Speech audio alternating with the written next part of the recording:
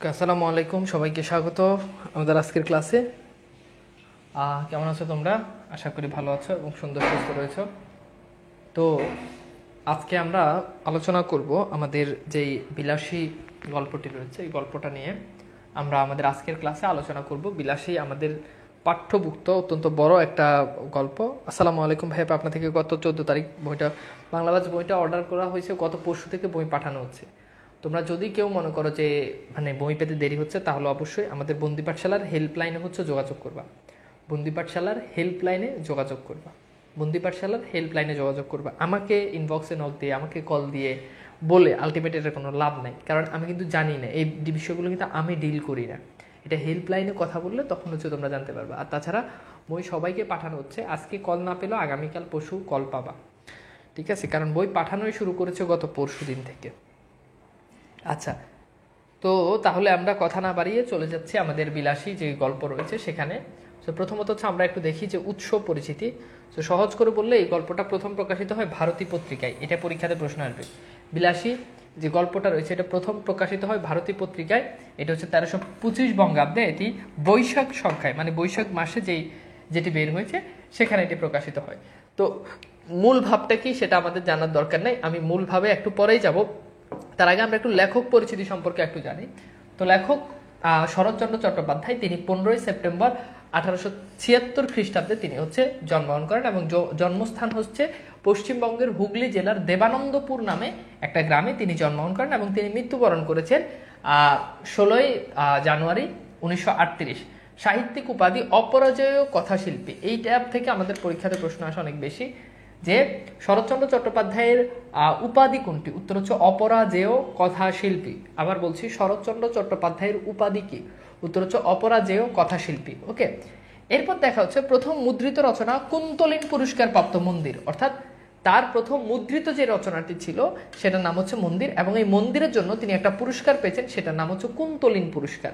এই কুন্তলিন পুরস্কার, এখান থেকে তোমাদের এমসিকিউ আসবে যে মন্দির যে গল্পটি রয়েছে এটি কোন পত্রিকায় প্রকাশ, এটির জন্য তিনি কি পুরস্কার পেয়েছেন? উত্তর হচ্ছে কুন্তলিন। তো তার প্রথম উপন্যাসের নাম হচ্ছে বড় দিদি। প্রথম উপন্যাসের নাম কি? উত্তর হচ্ছে বড় দিদি। হ্যাঁ, আচ্ছা, এরপর খেয়াল করে দেখো, আত্মরচিতমূলক উপন্যাস হচ্ছে শ্রীকান্ত। তো শ্রীকান্ত তার 4 খণ্ডে রচিত একটা বিশাল উপন্যাস। এটি মূলত আত্মরচিতমূলক একটি উপন্যাস ছিল। তো তার অনেকগুলো উপন্যাস রয়েছে। আমি যদি একটু তোমাদেরকে বলি, যেমন বড় দিদি, পথের দাবি। পথের দাবিটা অনেক বিখ্যাত। পল্লী সমাজ, এরপর হচ্ছে পরিণেতা পরিণীতা, এরপর হচ্ছে দেনা পাওনা, এরপর হচ্ছে চরিত্রহীন, গৃহদাহ, বিরাজবউ, দেবদাস, অরক্ষণীয়া, চন্দ্রনাথ, নববিধান, নিষ্কৃতি, পণ্ডিত মশাই, বামুনের মেয়ে, এরপর হচ্ছে তোমার বারোয়ারি উপন্যাস, এরপর হচ্ছে বিপ্রদাস, বৈকুণ্ঠের উইল, ভালো মন্দ, রসচক্র, শুভদা, শেষ প্রশ্ন, শেষের পরিচয়, এরপর হচ্ছে শ্রীকান্ত। শ্রীকান্ত এটা 4টা খণ্ড রয়েছে। এগুলো হচ্ছে তার উপন্যাস, অর্থাৎ যেগুলো আমি দাগ দিয়ে দিয়েছি, মার্কিং করে দিয়েছি। সাধারণত এই উপন্যাসগুলো থেকে আমাদের পরীক্ষায় প্রশ্ন বেশি আসে। ছোট গল্পের ভিতরে রয়েছে অনুরাধা, রয়েছে সতী ও পরেশ, রয়েছে কাশীনাথ, রয়েছে ছবি, রয়েছে ছোটবেলার গল্প, এরপর হচ্ছে বিন্দুর ছেলে, মেজ দিদি, এরপর স্বামী হরিলক্ষ্মী। এগুলো হচ্ছে তার যে বিখ্যাত যে ছোট গল্প রয়েছে। তার প্রবন্ধ গ্রন্থের ভিতরে রয়েছে তরুণের বিদ্রোহ, নারীর মূল্য, এটা পরীক্ষার জন্য খুব ইম্পর্টেন্ট। নারীর মূল্য, এখান থেকে পরীক্ষাতে প্রশ্ন আসে। স্বদেশ ও সাহিত্য, স্বদেশ ও সাহিত্য, শরৎচন্দ্র ও ছাত্র সমাজ। তো এই হচ্ছে মোটামুটি আমাদের লেখকের যে সাহিত্যকর্ম, খুব বেশি না, একেবারে বুঝতেই পারতেছো অনেকগুলো সাহিত্যকর্ম। তো এগুলো একটু ভালো করে জাস্ট একটু দেখে রাখবা, কারণ এখান থেকে মাঝে মধ্যে সাহিত্যকর্ম থেকে, লেখকের সাহিত্যকর্ম থেকে প্রশ্ন চলে আসে। তো এখন আমরা একটু দেখি মূল ঘটনা বিশ্লেষণ, আমরা একটু যাই মূল ঘটনাটা কি আসে। মূল ঘটনা বলার আগে তোমাদেরকে আমি আমার জীবন থেকে ছোট্ট একটা ঘটনা বলি। আমার একটা স্টুডেন্ট ঢাকা বিশ্ববিদ্যালয়ে চান্স পেয়েছে। তো সেই ছেলেটা ভাইয়া বইয়ের বাহিরে কিছু পড়তে হবে, কবি পড়ে, বাংলাভাষ বইতে যা আছে দ্যাটস এনাফ, আর কিছু লাগবে না তোমার এইচএসসির জন্য। আচ্ছা, তো আমরা যেখানে ছিলাম, তো আমার জীবন থেকে একটা ঘটনা নিই। এই ঘটনাটা নিয়ে আমি এই ঘটনাটা তোমাদেরকে একটু বলি। এই ঘটনাটা বললে তোমরা বিলাসী গল্পের একদম পুরো বিষয়টা তোমরা বুঝতে পারবা। তো এখন মানুষ আরেকজনের কাছে গিয়ে সে কিন্তু পরিবর্তন হয়। যে আমার একটা ছেলে ছিল, আমার ছেলে বলতে আমার একটা স্টুডেন্ট ছেলে ছিল আর কি, সেটা বুঝেছে। তো সেই স্টুডেন্ট ঢাকা বিশ্ববিদ্যালয়ে চান্স পেয়েছে, যথারীতি ইংরেজি ডিপার্টমেন্টে ভর্তি হয়েছে। গতবারের আগের বার। সেই ছেলের সাথে, সেই ছেলে খুবই মানে ফরেজগার, দাড়ি ছিল, টুপি ছিল, হাফেজ, কোরআনে হাফেজ। আমি খুব স্নেহ করতাম, দেখতে শুনতে আমার থেকে অনেক বড়, দাড়ি টাড়ি আছে। তো এই ছেলেকে আমি একবার ঘটনাক্রমে একটা মেয়ে, আমার আরেকটা মেয়ে ছিল, আমার আরেকটা মেয়ে বলতে আমার আরেকটা মেয়ে স্টুডেন্ট, তো সে আমাকে একবার আমার সাথে যোগাযোগ করছে যে ভাইয়া আমি ইংরেজিতে দুর্বল, আমার ইংরেজির দুর্বলতা কাটানোর জন্য আমাকে একটা ভাইয়া দেন, মানে একটা ঢাকা ইউনিভার্সিটিতে পড়ে এরকম একটা স্টুডেন্ট দেন যে আমাকে বাসায় এসে ইংরেজি পড়াবে। তো আমি ছেলেকে বললাম, ছেলে প্রথম দিকে রাজি হয় নাই, সেই মেয়ে মানুষকে বাসায় গিয়ে পড়াবে, এটা তার ইথিক্সের সাথে যায় না। তো ভেরি গুড, ভালো কথা। কিছুদিন পর সে আমাকে বললো ভাইয়া টাকা পয়সার তো দরকার, ওই টিউশনটা কি আছে? আমি বলছি ওকে আমি দেখতেছি। মেয়েকে কল দিলাম, বলছে ঠিক আছে। তো তো ছেলে পড়াচ্ছে। তো প্রায় ধরো 2 থেকে আড়াই মাস কিংবা 3 মাস পরে আমার কাছে মেয়েটা কল করছে। কল করে বলছে ভাইয়া, ছেলের নাম ছিল রাফি, ভাইয়া আমি তো রাফিকে ছাড়া বাঁচবো না। তো রাফিকে ছাড়া বাঁচবে না মানে কি? রাফি তোমার কি মানে কি হয়েছে? তো বলছে আমি তাকে ভালোবাসি, আমি তাকে ছাড়া বাঁচবো না। আচ্ছা নর্মাল। তো আমি রাফিকে বললাম যে এই মেয়ে এরকম হইতেই পারে। আমি রাফিকে কল দিলাম যে ঘটনা কি, এ তো এরকম এরকম বলতেছে। আমি ভাবছি রাফি তো এগুলো ধারে কাছে নাই, কিন্তু রাফি আমাকে বলছে ভাইয়া বাঁচলে একসাথে বাঁচবো, মরলে একসাথে মরবো। বাঁচলে একসাথে বাঁচবে, মরলে একসাথে মরবে। তো ঘটনা ঠিক আছে। তো ছেলেকে বুঝাইলাম বাবা তুমি একটা ভালো ছেলে, তুমি একটা মেয়ে, এই যে এই মেয়ে সে তো টিকটক ভিডিও বানায়, সে টিকটক সেলিব্রিটি, তাকে কি তুমি এভাবে এরকম একটা মেয়ে তোমার সাথে যায়? সে বলছে ভাই আপনি এগুলো নিয়ে কোনো চিন্তা করেন না, আমি তাকে বিয়ে করে তাকে ধর্মের পথে নিয়ে আসবো। আচ্ছা ঠিক আছে, ধর্মের পথে আনলে ভালো কথা। পরে বিয়ে শাদী নাকি কইরা ফেলেছে, চুরি করে মেয়ের বাসা থেকে মানে নেয়। তো আগে যখন আমি ফেসবুকে ঢুকতাম তখন দেখতাম যে মানে খালি মেয়ের টিকটকের ভিডিও, আমার সাথে অ্যাড ছিল, তো সারাদিন ডেতে এগুলো দিত, টিকটক নাচতেছে গাইতেছে, নর্মাল শাড়ি পরা, জামা কাপড় আছে নাই, এরকম টিকটক চালাইলে যা হয় আর কি। তো ঠিক আছে। এখন বিয়ের পরে যখন আমি ফেসবুকে ঢুকি, আগে দেখতাম যে শুধু মেয়ের নাচের ভিডিও, এখন যখন ফেসবুকে ঢুকি এদের বিয়ের পরে তখন দেখি যে পোলাও নাচে, মাইয়াও নাচে, এবং নাচে তো নাচে দুইজনে একসাথে সাক্ষী সাক্ষী গান লাগাইয়া দিয়ে দুইজন এখন রুমের ভিতরে নাচে, বুঝছো? তো এখান থেকে আমরা কি শিখলাম? এখান থেকে আমরা শিখলাম সঙ্গ দোষে লোহা ভাসে, সঙ্গ দোষে লোহা ভাসে। বিলাসী গল্পে আমরা দেখতে পাই যে বিলাসী সে ছিল সাপুরে মেয়ে।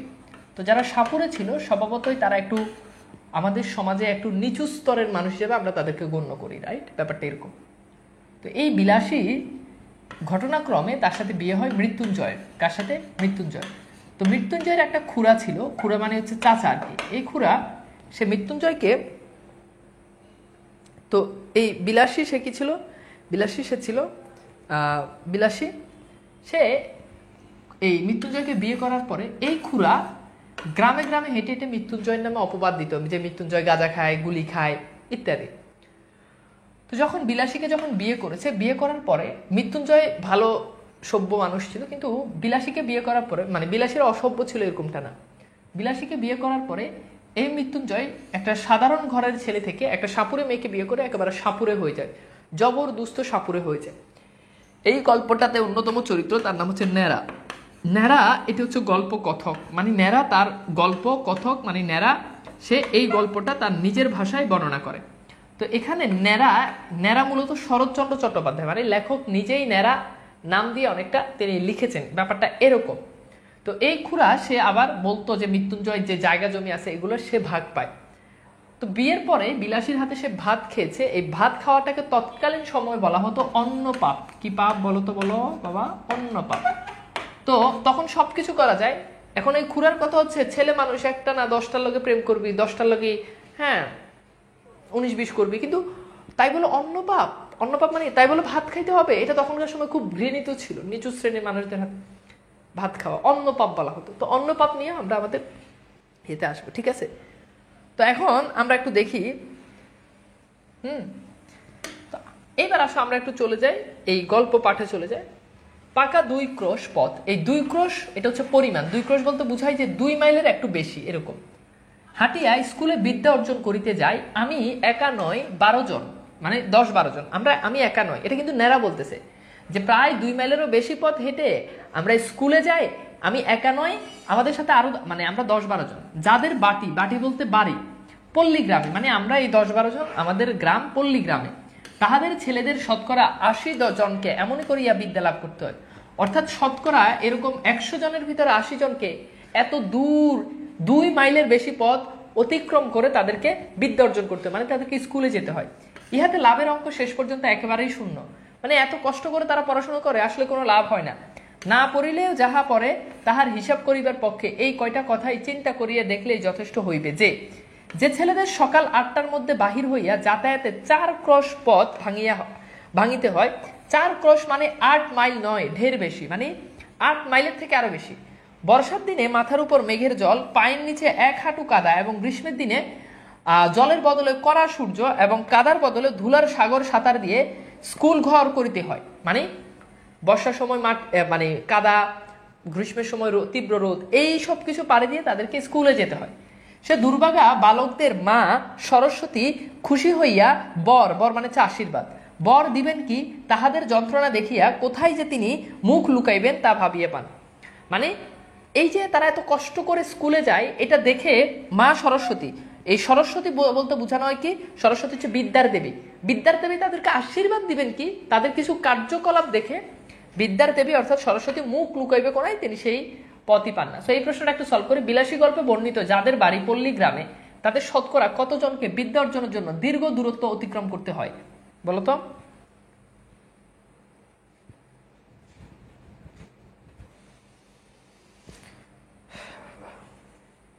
বাংলাবাজ বইটা কিভাবে সংগ্রহ করব? এই গ্রুপেই দেখো আমি বিভিন্ন পোস্ট দিয়েছি, অথবা বন্দি পাঠশালার পেজে অথবা তানবির স্যার পেজে নক করো যে বইটা কিনতে চাই, একটা লিঙ্ক দেবে, লিঙ্ক থেকে এনরোল করো। ওকে, সো এটার উত্তর আমরা ইজিলি জানি যে এটার উত্তর হচ্ছে কি বলতো, 80 ভাগ। কি হবে? 80 ভাগ। ওকে, এরপর দেখো তারপরে এই কৃতবিদ্যা মানে হচ্ছে অর্জিত জ্ঞান বা অর্জিত বিদ্যা। শিশুদল বড় হইয়া একদিন গ্রামে বসুন আর ক্ষুধার জ্বালায় অন্যত্র যান।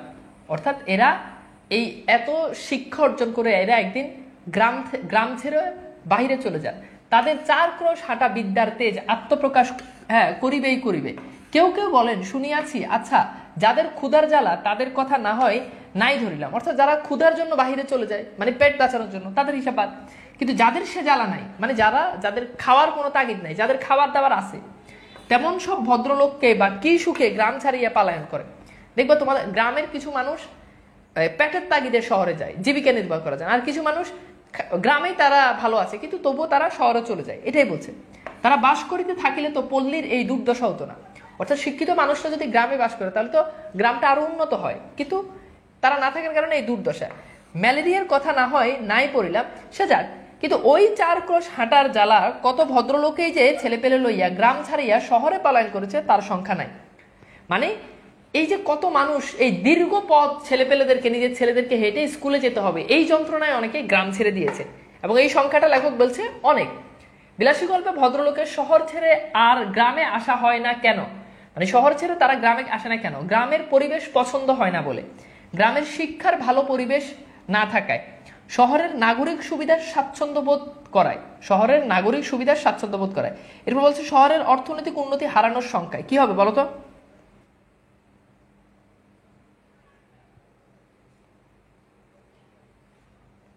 বিলাসী নাটক দেখেছি বাবা, নাটক দেখে সবকিছু হয় না, বারবার একটা জিনিসই বলেছি। বিলাসী গল্পে এই যে ধরো অপরিচিতার কথা বলি, অপরিচিতাতে কিন্তু ভালোই নাটক সিনেমা নির্মাণ হয়েছে অপরিচিতে। এখন অপরিচিত ছোট ছোট কিছু বিষয়, এগুলো থেকে পরীক্ষাতে প্রশ্ন আসবে না। যেমন ধরো আমরা ওই যে অপরিচিততে পড়েছি যে ট্রেনের মধ্যে একটা পর্দা, বাতির নিচে একটা পর্দা ছিল, এই পর্দার রংটা ছিল সবুজ। এখন এই সবুজ রঙের পর্দাটা যদিও তোমার নাটকে দেখাইছে, কিন্তু তুমি এই নাটক দেখে কি তুমি জীবনও আনসার করতে পারবা? তোমার কি মাথায় তখন থাকবে যে ওই যে 3 সেকেন্ডের জন্য 1 সেকেন্ডের জন্য ওই পর্দাটা দেখাইছে এবং সেটার রং কি? তো কাজে নাটক দেখে এমসিকিউ সলভ করা, তোমাকে এমসিকিউ উত্তর করতে হলে অবশ্যই তোমাকে ক্লাস দেখতে হবে, এবং আমাদের ক্লাস এর জন্য বেস্ট। আমরা একদম শর্টকাট পড়াই না, প্রত্যেকটা জিনিস ধরে ধরে লাইন বাই লাইন পড়াই, বুঝতে পেরেছো?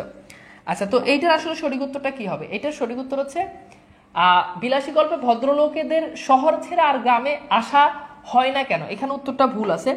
এটা হচ্ছে এইটা, মানে এখানে বলেছে যে মানে শহরে তারা তো অলরেডি সেটেল, সো এটা তো হবে না যে গ্রামে শিক্ষার ভালো পরিবেশ নেই, কারণ তারা সেটেল মানে তো তারা ওখানে সেটেল হয়ে গেছে, ওখানে পড়াশোনা করতেছে, কিন্তু তারা শহর ছেড়ে গ্রামে না আসার কারণটা হচ্ছে শহরের নাগরিক সুবিধার স্বাচ্ছন্দ্য বোধ করা, যেটা গ্রামে তারা পাবে না।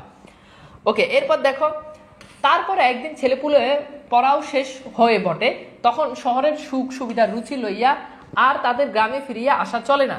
কিন্তু থাক এ সকল বাজে কথা, স্কুলে যায় 2 ক্রোশের মধ্যে এমন আরো 2-3খানা গ্রাম পার হইতে হয়, মানে 2-3খানা গ্রাম পার হয়ে ছেলেপেলেরা স্কুলে যায়।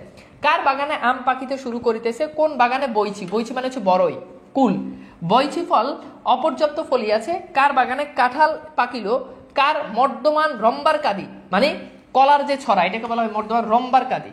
হ্যাঁ, তো এই কলার ছড়া কাটিয়া লইবার অপেক্ষা মাত্র, মানে ছেলেপেলেরা স্কুলে যায় কিন্তু আসলে পড়াশোনার দিকে মনোযোগ না, এদের টার্গেট থাকে যে কার বাগান থেকে বড়ি নিব, কার বাগান থেকে কাঁঠাল চুরি করব, এইটা যেটা তোমরা অনেকেই করছো গ্রামে যারা ছিলা।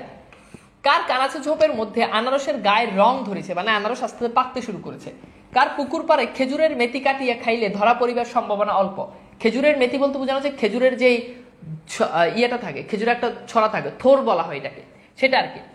এইসব খাবার লইতে সময় যায়, কিন্তু আসল যে বিদ্যা, মানে আসল যে পড়াশোনার বিদ্যা, সেটাকে বোঝা যায়। কামসাটকার রাজধানীর নাম কি, এটা রাজধানীর নাম কি সেটা কেউ জানে না। এবং সাইবেরিয়ার খনির মধ্যে রূপা মেলে না সোনা মেলে, মানে সাইবেরিয়ার খনির মধ্যে কি রূপা মেলে না সোনা মিলে, এটা তারা জানে না। এ সকল দরকারি তথ্য অবগত হইবার ফুরসরিতি, হ্যাঁ, তো দেখো এখানে ফুরসতি মানে হচ্ছে অবসর তাদের মিলে না, মানে এটা তাদের সুযোগ হয় না।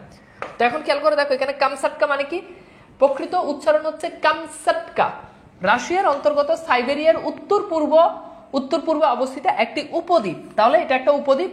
রাজধানী শহরের নাম হচ্ছে পেত্রোপাভলোভস্ক, এটা হচ্ছে তাদের এই মানে রাজধানীর নাম আর কি। তো এটা অনেকে জানে না।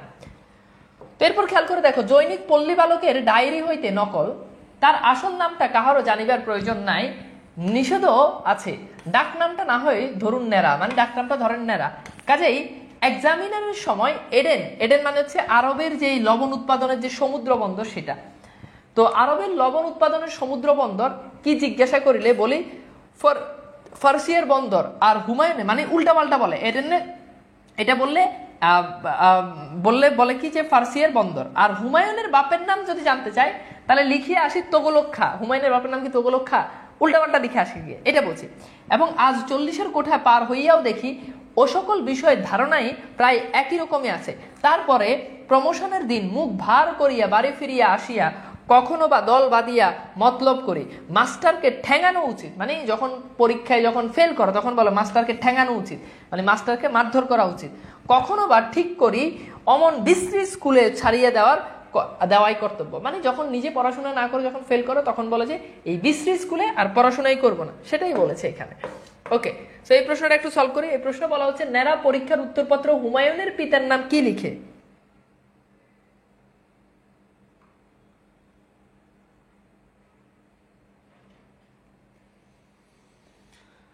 বলো তো।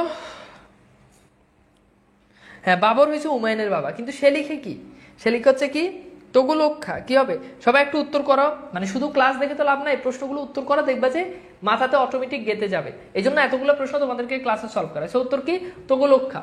ওকে, এরপরে সামনে পরে যাই।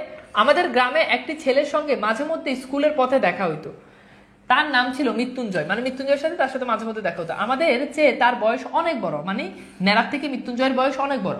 3rd ক্লাসে পড়িত। 3rd ক্লাস মানে হচ্ছে তখন 8ম শ্রেণী, 1st ক্লাস মানে হচ্ছে 10ম শ্রেণী, 2nd ক্লাস মানে হচ্ছে 9ম শ্রেণী, আর 3rd ক্লাস মানে হচ্ছে 8ম শ্রেণী। 3rd ক্লাস মানে কিন্তু 3য় শ্রেণী না। কবে যে সে প্রথম 3rd ক্লাসে উঠিয়াছিল এই খবর আমরা কেউই জানিতাম না। সম্ভবত তাহা প্রত্নতাত্ত্বিকের গবেষণার বিষয়, অর্থাৎ কবে যে সে 1st ক্লাসে উঠেছে এটা কেউই জানতো না, মানে কবে যে সে প্রথম ক্লাসে উঠছে এটা কেউ, মানে সে কিছু আদুভাই আছে না বারবার সারা জীবন একই ক্লাসে, সে যে কবে, মানে ধরো কিছু একটা ছেলে ক্লাস 8-এ আছে, সে যে কবে 7-এ ছিল এটা কেউই জানে না, ব্যাপারটা এরকম আর কি। তো এটা প্রত্নতাত্ত্বিকের গবেষণার বিষয়। প্রত্নতাত্ত্বিক হচ্ছে তারা যারা প্রাচীন কোনো জিনিস নিয়ে গবেষণা করে, প্রাচীন কোনো স্থান নিয়ে গবেষণা করে, এটা মনে হয় যে তারা গবেষণা করলে পাবে। আমরা কিন্তু তাহার এই 3rd ক্লাসটা চিরদিনই দেখিয়ে আসিয়াছি, তাহার 4th ক্লাসে পড়ার ইতিহাস কখনোই শুনি নাই। হ্যাঁ, 2nd ক্লাসে উঠার খবরও কখনো পাই নাই, মানে মাঝখানে যতগুলো আছে এগুলো আমরা কখনোই শুনি নাই, শুধু সে 3rd ক্লাস এটাই আমরা জানি, 3rd ক্লাসে পড়তো এটাই আমরা জানি, না 2nd ক্লাস না 4th ক্লাস, এগুলো আমরা যেটা যেটা শেষ করে আসছে ওই ক্লাসের নামও আমরা কখনো শুনি নাই, নতুন করে আরেকটা ক্লাসে প্রমোশন হবে এটা আমরা কখনো শুনি নাই, বুঝছো? আচ্ছা, এরপর খেয়াল করে দেখো, মৃত্যুঞ্জয়ের বাবা মা ভাই বোন কেউই ছিল না, তাহলে মৃত্যুঞ্জয় খুব একা ছিল, ছিল শুধু গ্রামের এক প্রান্তে একটা প্রকাণ্ড আম কাঁঠালের বাগান। তাহলে মৃত্যুঞ্জয়ের কি ছিল? প্রকাণ্ড মানে হচ্ছে বিশাল বড়, প্রকাণ্ড। তাহলে মৃত্যুঞ্জয়ের একটা বড় আম কাঁঠালের বাগান ছিল, আর তার মধ্যে একটা পোড়ো বাড়ি। পেরো বাড়ি মানে হচ্ছে যে বাড়িটা পড়ে থাকে আর কি, এরকম মানে অব্যবহৃত। আর ছিল এক জ্ঞাতিখুড়া, জ্ঞাতিখুড়া মানে হচ্ছে কাকা। আর ছিল কি? মৃত্যুঞ্জয়ের একটা কাকা ছিল। তো এই প্রশ্নটা একটু সলভ করে, এটা পরীক্ষাতে অনেকবার আসছে। বিলাসী গল্পে মৃত্যুঞ্জয় কোন ক্লাসে পড়তো? এটা মানে খুবই খুবই খুবই গুরুত্বপূর্ণ, অনেকবার আসছে।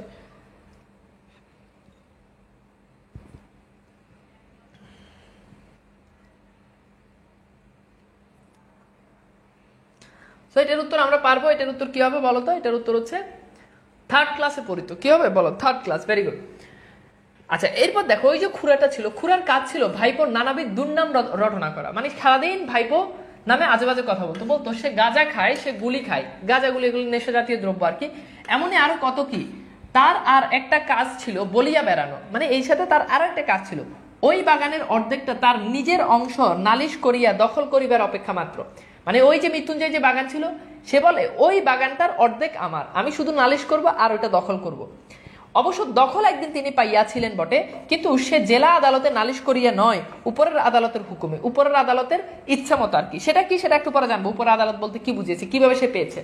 তো গ্রামের এক প্রান্তে কার বাগান ছিল? মৃত্যুঞ্জয়ের, বিলাসী, নেড়ার, খুড়ার।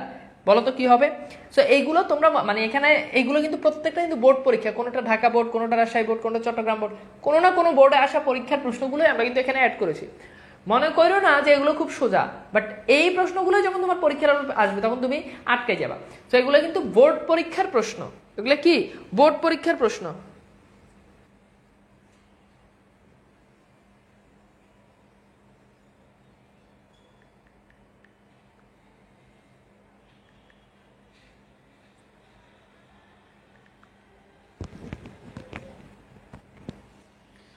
সো বলো তো, উত্তর করো তো দেখি, পারো কিনা। Very good. এটার উত্তর কি হবে? এটা আমরা জানি মৃত্যুঞ্জয়। এটা কিন্তু খুড়া হবে না, এটা কি হবে? মৃত্যুঞ্জয়।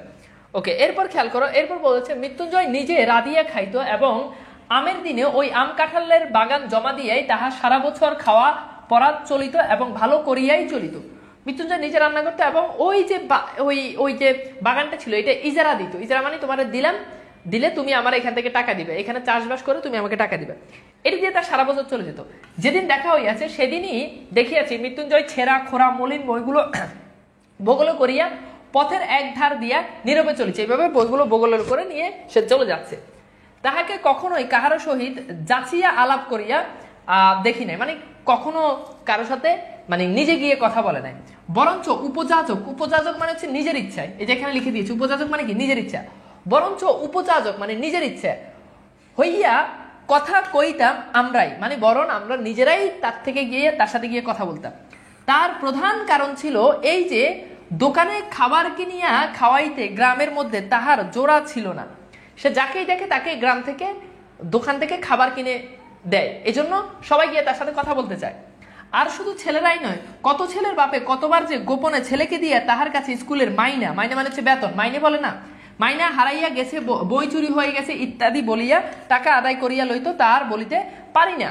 মানে শুধু ছেলেরাই এই আকামগুলো করতো না, ছেলেদের বাপও আকাম করতো। ছেলেটা বলতো যা মৃত্যুঞ্জয়কে গিয়ে বল যে আমি তো বই হারাই ফেলাইছি, আমার তো স্কুলে বেতন দিতে পারতেছি না, তো মৃত্যুঞ্জয় নিজে থেকে টাকা দিয়ে দিত। এটা ছেলেপেলেদের বাপও করতো। কিন্তু ঋণ স্বীকার করা তো দূরের কথা, ছেলে তাহার সহিত একটা কথা কইয়াছে এ কথাও কোনো বাপ ভদ্র সমাজে কবুল করিতে চাইতো না। গ্রামের মধ্যে মৃত্যুঞ্জয় ছিল এমনই সুরা, মানে মৃত্যুঞ্জয়ের কখনোই তারা এই ঋণটা কি করতো না, শোধ করতে চাইতো না। অনেকদিন মৃত্যুঞ্জয়ের সহিত দেখা হয় না। একদিন শোনা গেল সে মরমর, মানে সে মারা যাবে এরকম। আরেকদিন শোনা গেল মালোপাড়ার এক বুড়ো মালোপাড়া মানে হচ্ছে, মালোপাড়া হচ্ছে যেখানে সাপুরেরা বাস করে, আর মালো মানে হচ্ছে ওজা, মানে যারা সাপুরে সাপটাপ ধরে এরকম আর কি। তাহার চিকিৎসা করিয়া এবং তাহার মেয়ে বিলাসী সেবা করিয়া মৃত্যুঞ্জয়কে যমের মুখ হইতে এ যাত্রা ফিরিয়ে আনিয়াছে। যমের মুখ বলতে বোঝানো হচ্ছে মৃত্যুর হাত থেকে, ঠিক আছে, মৃত্যুর হাত থেকে। ওকে ওকে, এরপর আসো, বলতেছে যে অনেকদিন তাহার অনেক মিষ্টান্নের সদ্যই করিয়াছি, মনটা কেমন করিতে লাগিল। একদিন সন্ধ্যায় অন্ধকারে লুকিয়া তাহাকে দেখিতে গেলাম। একদিন সন্ধ্যার সময় ন্যাড়া মৃত্যুঞ্জয়কে দেখতে গেল। হ্যাঁ, তাহার পোড়া বাড়িতে প্রাচীরের বালাই নাই। স্বাচ্ছন্দ্যে ভিতরে ঢুকিয়া দেখি ঘরের দরজা খোলা, বেশ উজ্জ্বল একটি প্রদীপ জ্বলিতেছে। প্রদীপ মানে হচ্ছে বাতি। আর ঠিক সুমুখেই তক্তপোষের উপর পরিষ্কার ধপধপে বিছানায় মৃত্যুঞ্জয় শুইয়া আছে। তাহার কঙ্কালসার দেহর প্রতি চাহিয়া বুঝা যায় বাস্তবিক যমরাজের চেষ্টা ত্রুটি কিছুই করেন নাই। মানে যমরাজ তাকে তার মৃত্যুর জন্য অনেক চেষ্টা করছে, কিন্তু আসলে তাকে তাকে মারতে পারে নাই, ব্যাপারটা এরকম। তবে যে শেষ পর্যন্ত সুবিধা করিয়া উঠতে পারে নাই, এ কেবল ওই মেয়েটির জোরে। ওই মেয়েটি বলতে বুঝাইছে বিলাসীর জোরেই সেটা পারে না। এই প্রশ্নটা একটু সলভ করো দ্রুত।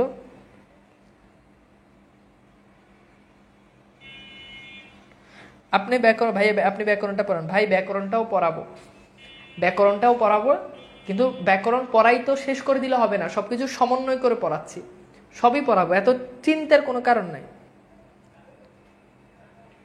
মানে অনেক প্রাচীর, এটা বলতে বুঝেছে অনেক প্রাচীর, একটার পর একটা। 4G স্পিড 5G স্পিড সবই স্পিডে পড়াইতে হবে, কারণ এটা অনেক বড়। আর এমন তো না এত দ্রুত বলতেছি যে তুমি বুঝতেছো না। আজকে অলরেডি 17তম ক্লাস, তার মানে রেগুলার তুমি ক্লাস করো নাই।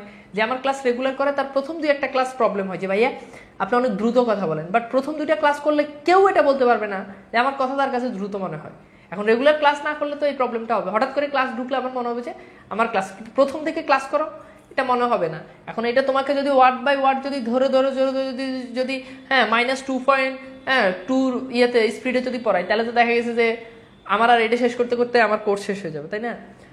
আচ্ছা, তো এটা হচ্ছে অসুস্থ মৃত্যুঞ্জয়কে দেখতে নেরা কখন বাড়িতে যায়। খুবই ক্রিয়েটিভ একটা প্রশ্ন। উত্তর হচ্ছে কি, সন্ধ্যার সময় নেরা বাড়িতে যায়। Very good. আচ্ছা, এরপর দেখো সে শিয়রে মানে হচ্ছে মাথার কাছে। কোথায়? মাথার কাছে। সে শিয়রে বসিয়া পাখার বাতাস করিতেছিল, মানে বিলাসী তার মাথার কাছে বসে পাখার বাতাস করছে। আকস্মাৎ মানে হচ্ছে হঠাৎ, মানে কি হঠাৎ মানুষ দেখিয়া চমকিয়া উঠিয়া দাঁড়াইলো, মানে নেড়াকে দেখে চমকে উঠলো। এই সেই বুড়ো সাপুরে মেয়ে বিলাসী, মানে বুড়ো সাপুরের মেয়ে, এটা হচ্ছে বিলাসী। তার বয়স 18 কি 28 ঠাহর করিতে পারলাম না।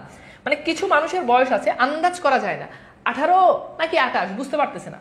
কিন্তু মুখের প্রতি চাহিবা মাত্রই টের পাইলাম বয়স যাই হোক, খাটিয়া আর রাত জাগিয়া ইহার শরীরে আর কিছুই নাই। মানে বয়স যাই হোক, এই মেয়ে যে অনেক পরিশ্রম করছে, খাটছে, রাত জাগছে, এই জন্য তার শরীরে এখন আর তেমন কিছুই নাই।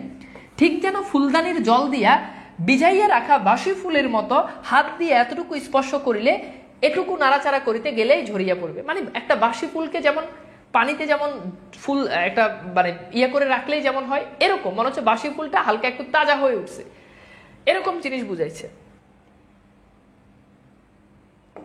ঠিক আছে? এই যে জান্নাতুল ফেরদৌস বলেছে স্যারের ক্লাস করতে করতে আমি এখন স্যারের মতো তাড়াতাড়ি কথা বলি। Very good. দেখছো, সে কিন্তু ক্লাসটাকে বাস্তবিক জীবনে প্রয়োগ ঘটাইছে। তোমাকে অভিনন্দন মামুনি। আচ্ছা, এইবার আসো, তোমার কপালে অনেক ভালো ছেলে জুটুক, আমি দোয়া করলাম। এই প্রশ্নটা একটু সলভ করো। ঠিক যেন ফুলদানির জল দিয়া ভিজাইয়া রাখা ভাসি ফুলের মতো উক্তিটি কার সম্পর্কে বলা হয়? সেটা একদম রিসেন্ট, সম্ভবত গত বছর এটা সিলেট বোর্ডে, রাজশাহী বোর্ডে এই প্রশ্নটা খুব সম্ভবত এসেছে, আমি যদি ভুল না করি। বাট এটা খুব পরীক্ষাতে অনেক বেশি প্রশ্ন আসে। ওকে, সো এইটার উত্তর কি হবে? Very good. এটা কি একজন বলছে মৃত্যুঞ্জয়, না ফুল, এটা তুলনা করা হয়েছে কাকে? বিলাসীকে। ওকে, আচ্ছা, এরপর দেখো মৃত্যুঞ্জয় আমাকে চিনিতে পারিল কে? নেড়া। এরপর বলছে হ্যাঁ। তারপর মৃত্যুঞ্জয় কহিল বসো। মেয়েটা ঘাড় হেট মানে হচ্ছে নিচু করিয়া দাঁড়াইয়া রইল। মৃত্যুঞ্জয় 2-4টা কথা যাহা কইল তাহার মর্ম এই যে প্রায় 1.5 মাস হইতে চলিল সে শয্যাগত মানে হচ্ছে শুয়ে আছে। তার মানে মৃত্যুঞ্জয় প্রায় 1.5 মাস ধরে কি শুয়ে আছে। মধ্যে 10-15 দিন সে অজ্ঞান অচৈতন্য অবস্থায় পড়িয়াছিল। মানে মাঝখানে সে 10-15 দিন সে একেবারে মানে তার কোনো জ্ঞানই ছিল না। এই কয়েকদিন হইল এই লোক চিনতে পারিতেছে, মানে এই কয়েকদিনে সে মানুষকে চিনতে পারতেছে। আগে মানুষ দেখলেও চিনতো না। যদিও এখনো সে বিছানা ছাড়িয়ে উঠতে পারে নাই, কিন্তু আর ভয় নাই। এখনো সে বিছানা ছেড়ে উঠতে পারে নাই, বাট সে সুস্থ হয়ে যাবে, ভয় নাই থাকুক। কিন্তু ছেলে মানুষ হইলেই এটা বুঝিলাম আজও যাহার শয্যা ত্যাগ করিয়া উঠিবার ক্ষমতা হয় নাই, সে রুগীকে এই বনের মধ্যে একাকী যে মেয়ে বাছাইয়া তুলিবার ভার লইয়াছিল, সে কত বড় গুরুভার। দিনের পর দিন, রাত্রির পর রাত্রি তাহার কত সেবা, কত শুশ্রূষা, মানে সেবা যত্ন, হ্যাঁ, তারপর হচ্ছে কত ধৈর্য, কত রাত জাগা, সে কত বড় সাহসের কাজ, কিন্তু যে বস্তুটি অসাধ্য সাধন করিয়া তুলিয়াছে তাহার পরিচয় যদি সেদিন পাই নাই, কিন্তু আরেকদিন পাইয়াছিলাম। অর্থাৎ এই একটা গভীর জঙ্গলের মধ্যে, বনের মধ্যে বিলাসীর মতো একটা মেয়ে এই মৃত্যুঞ্জয়কে মানে সুস্থ করে, সেবা করে, যত্ন করে এই গুরুবার নিয়েছে, এটা খুব বড় একটা কাজ। মৃত্যুঞ্জয় সেটাই বলেছে। ওকে, এরপর দেখো, খেয়াল করে দেখো, ফিরিবার সময় মেয়েটি আরেকটি প্রদীপ লইয়া আমার আগে আগে ভাঙা প্রাচীরের শেষ পর্যন্ত আসিল। মানে মেয়েটি তাকে আগাই দিতে গেল নেড়াকে। এতক্ষণ পর্যন্ত সে একটি কথাও কয় নাই, মেয়েটি একটি কথাও কয় নাই। এবার আস্তে আস্তে বলিল, রাস্তা পর্যন্ত তোমায় রেখে আসবো কি, মানে তোমাকে কি রাস্তা পর্যন্ত দিয়ে আসবো, সেই জিনিসটাই বলেছে। ওকে, আচ্ছা, এরপর খেয়াল করে দেখো, এরপর বলেছে যে বড় বড় আম গাছের সমস্ত বাগানটা যেন একটা জমাট অন্ধকারের মতো বোধ হইতেছিল। পথ দেখা তো দূরের কথা, নিজের হাতটা পর্যন্ত দেখা যায় না, গভীর অন্ধকার ছিল। বলিলাম, পৌঁছে দিতে হবে না, শুধু আলোটা দাও, মানে শুধু প্রদীপটা দাও, আমি নিচেই যেতে পারবো।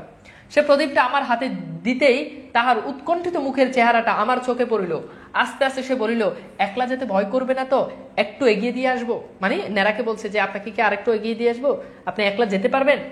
মেয়ে মানুষ জিজ্ঞাসা করে, ভয় করবে না তো, সুতরাং মনে যাই থাক, প্রত্যুত্তরে শুধু একটা না বলিয়াই অগ্রসর হইতে লাগলাম। মানে ভিতরে ভিতরে নেড়া ভয় পাচ্ছে, কিন্তু ওই যে নেড়া ভয় পাচ্ছে, কিন্তু একটা মেয়ে মানুষকে যদি বলে হ্যাঁ আমি ভয় পাচ্ছি, তাহলে তো সে কাপুরুষ হয়ে যাবে।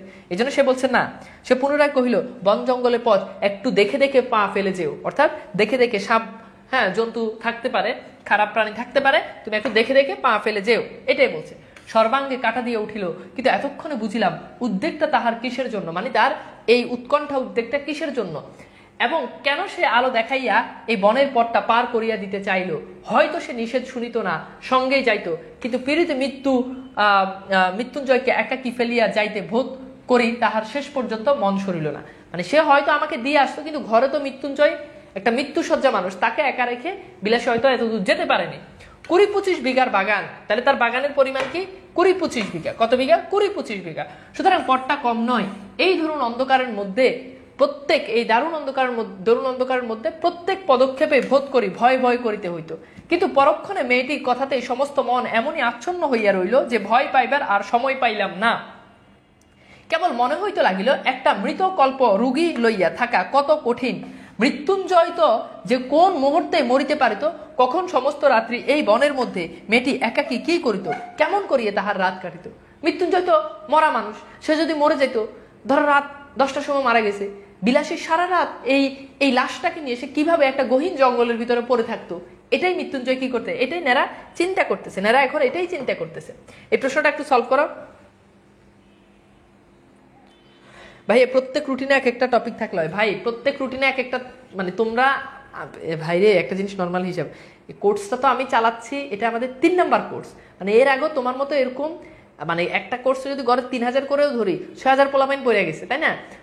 যদি আমি যদি একটা রুটিনে একটা করে ব্যাকরণের টপিক লিখি, তাহলে দেখবা যে মানে 1.5 মাসের ভিতরে তোমার ব্যাকরণের টপিক শেষ। ব্যাকরণের টপিকই তো 5-6টা, তাহলে 5-6টা টপিক, প্রত্যেক টপিকে একটা একটা করে, প্রত্যেক রুটিনে একটা একটা করে দিলে কি হয়? তাছাড়া গত রুটিনগুলোতে কিন্তু একটা একটা করে ছিল।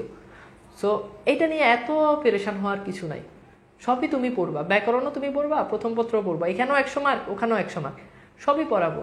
এমন তো না যে এগুলো আগে শেষ করে দিয়ে করবো যা বাবা তুই এবার তোর মতো করে বাসায় গিয়ে পড়। তো এগুলো নিয়ে এত প্যারা নেওয়ার দরকার কি? এটা কি খুব বেশি, মানে ব্যাকরণটা আগে পড়াই দিলে কি খুব বেশি ভালো হবে? মানে কি এমন ভালো হবে? স্পেশালিটি কি? সবকিছু একসাথে শিখো, আর যেভাবে পড়াই ওভাবে পড়ো, কাজে লাগবে।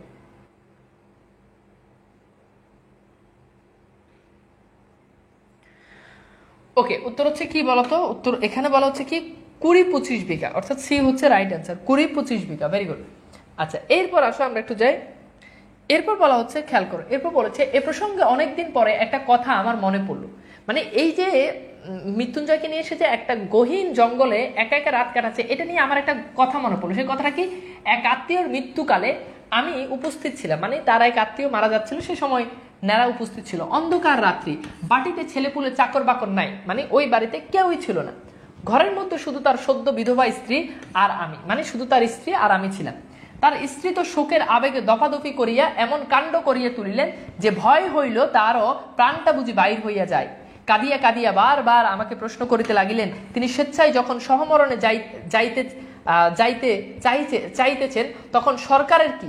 মানে স্বেচ্ছায় যখন তিনি সমরণে যাইতে চাইছেন, তো সরকারের কি, মানে সেও তার স্বামীর সাথে কি করবে, মারা যাবে আগুনে পুড়ে। তার যে আর তিলার্ধ বাঁচিবার স্বাদ নাই, মানে তিলার্ধ মানে হচ্ছে তিল পরিমাণ, তার আর বাঁচিবার শখ নাই। এ কি তাহার বুঝিবে না? তাহাদের ঘরে কি স্ত্রী নাই? তাহারা কি পাষাণ? তারা এই রাতের গ্রামে 5 জনের যদি নদীর তীরে কোনো একটা জঙ্গলের মধ্যে তার সহমরণে জোগাড় করিয়ে দেয়, তো পুলিশের লোক জানিবে কিভাবে? মানে যদি গভীর জঙ্গলে যদি তাকে, তখন তো সহমরণ অলরেডি নিষিদ্ধ হয়ে গেছে। মানে আগে একটা প্রথা ছিল, স্বামী মারা গেলে স্বামীর সাথে সাথে জীবন্ত স্ত্রীকেও জ্বলন্ত আগুনের ভিতরে কি করতে হবে, পুরো মারা যেতে হবে। তো বলছে আমিও এরকম, ওই ন্যাড়ার ওই আত্মীয় বলছে যে আমার স্বামী মারা গেছে, আমি আর বাঁচার স্বাদ নাই, আমি আমার স্বামীর সাথে মারা যাব। এখন পুলিশ সরকার কেউই জানবে না, আমাকে গহীন জঙ্গলের ভিতরে সমরণের ব্যবস্থা করা হোক।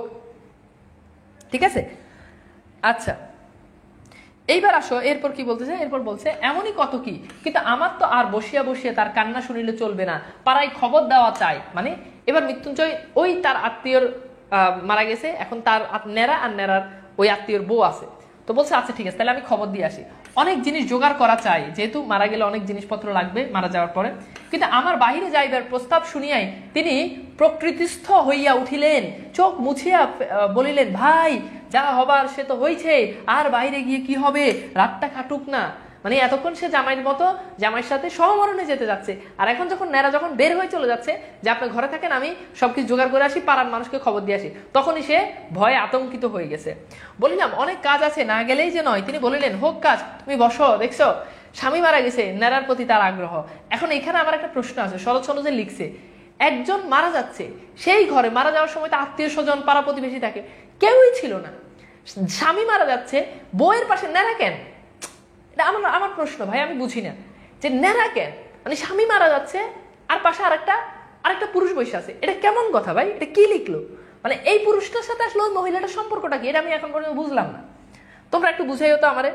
বলিলাম বসলে চলবে না, একবার খবর দিতেই হবে। বলিয়া পা বাড়াইবার মাত্রই তিনি চিৎকার করিয়া উঠিলেন, ওরে বাপরে, আমি একলা থাকলে পারবো না, মানে আমি একলা থাকতে পারবো না। ওই বেডি চিৎকার করে উঠছে, বুঝছো? আমার তো মনে হয় এখানে সামথিং কিছু একটা আছে। আমার মনে হয় তুমি একটু চিন্তা করো তো ডিপভাবে, হের বউ মারা, মানে জামাই মারা গেছে, মারা যাইতেছে, আর বউ আছে আর এক পর পুরুষ নেড়া। তাহলে নেড়া কি সবসময় কি তার বাড়িতে থাকে? তাহলে যদি না থাকে, তাহলে তো মরার সময় বা নেড়া কেন গেছে? থাকবো তো আত্মীয় স্বজন। সামথিং মনে হইতেছে আমার কাছে। তোমরা একটু দেখো তো ব্যাপারটা আসলে কি। ওকে, তো চলো। আচ্ছা, কিন্তু সাহস আর সেই শক্তির পরিচয় যখন কোনো নারীর কাছে পাওয়া যায়, তখন সমাজের আদালতে আসামি করিয়া তাহাদের দ্বন্দ্ব দেওয়া আবশ্যক যদি হয়, তা হোক।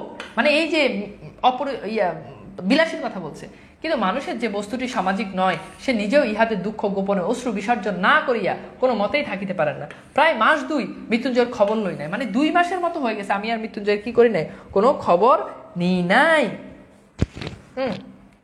এরপর দেখো, যাহারা পল্লীগ্রাম দেখেন নাই, কিংবা ওই রেলগাড়ির জানালায় মুখ বাড়াইয়া দেখিয়াছেন, তাহারা হয়তো সবিস্ময়ে বলিয়া উঠিলেন, এ কেমন কথা, এ কি কখনো সম্ভব হতে পারে? অত বড় অসুখটা চোখে দেখিয়া আসিয়াও মাস 2 আর খবর নাই। মানে এত বড় একটা অসুখ মৃত্যুঞ্জয়ের, এরপর এরা 2 মাস খবর নেয় না, এটা বলতেছে। তাহাদের অবগতির জন্য বলা আবশ্যক যে এ শুধু সম্ভব নয়, ইহা হইয়া থাকে। একজনের বিপদে পাড়াশুদ্ধ জাগ বাঁধিয়া উপর হইয়া পড়ে, এই যে একটা জনশ্রুতি আছে, মানে মানুষজন বলে যে একজনের বিপদে পাড়ার গ্রামের সবাই এসে পড়ে। ব্যাপারটা আসলে এরকম না।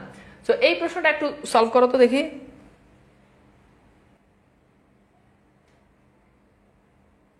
বলো তো।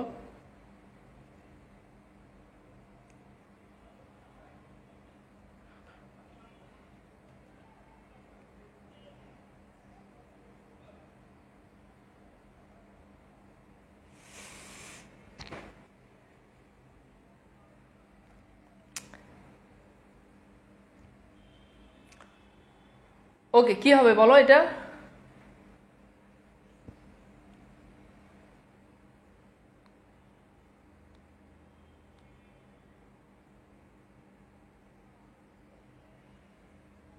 ওকে, কি হবে বলো তো? ওকে, তো এটার উত্তর আমরা একটু দেখি। প্রশ্ন বলা হচ্ছে, ন্যাড়া মৃত্যুঞ্জয়ের খবর নেয়নি কয় মাস? উত্তর হচ্ছে 2 মাস। Very good. এরকম কিন্তু এই সংখ্যা সূচক যে এগুলো এগুলো থেকে পরীক্ষাতে প্রশ্ন আসে। আচ্ছা, এরপর খেয়াল করো, এরপর বলেছে যে জানি না তাহার সত্যযুগের, এই সত্যযুগটা কি? সত্যযুগ হচ্ছে হিন্দু পুরাণে 4 যুগের যে প্রথম যুগ সেটাকে বলা হয়। পল্লী গ্রামে ছিল 4 যুগের প্রথম যুগ, এটা মনে রাখবা। পল্লী গ্রামে ছিল কিনা, কিন্তু এককালে তো কোথাও দেখিয়াছি বলে মনে করিতে পারি না, মানে একালে কোথাও এটা দেখি নাই যে একজনের বিপদ আপদে গ্রামের সব মানুষজন চলে আসে।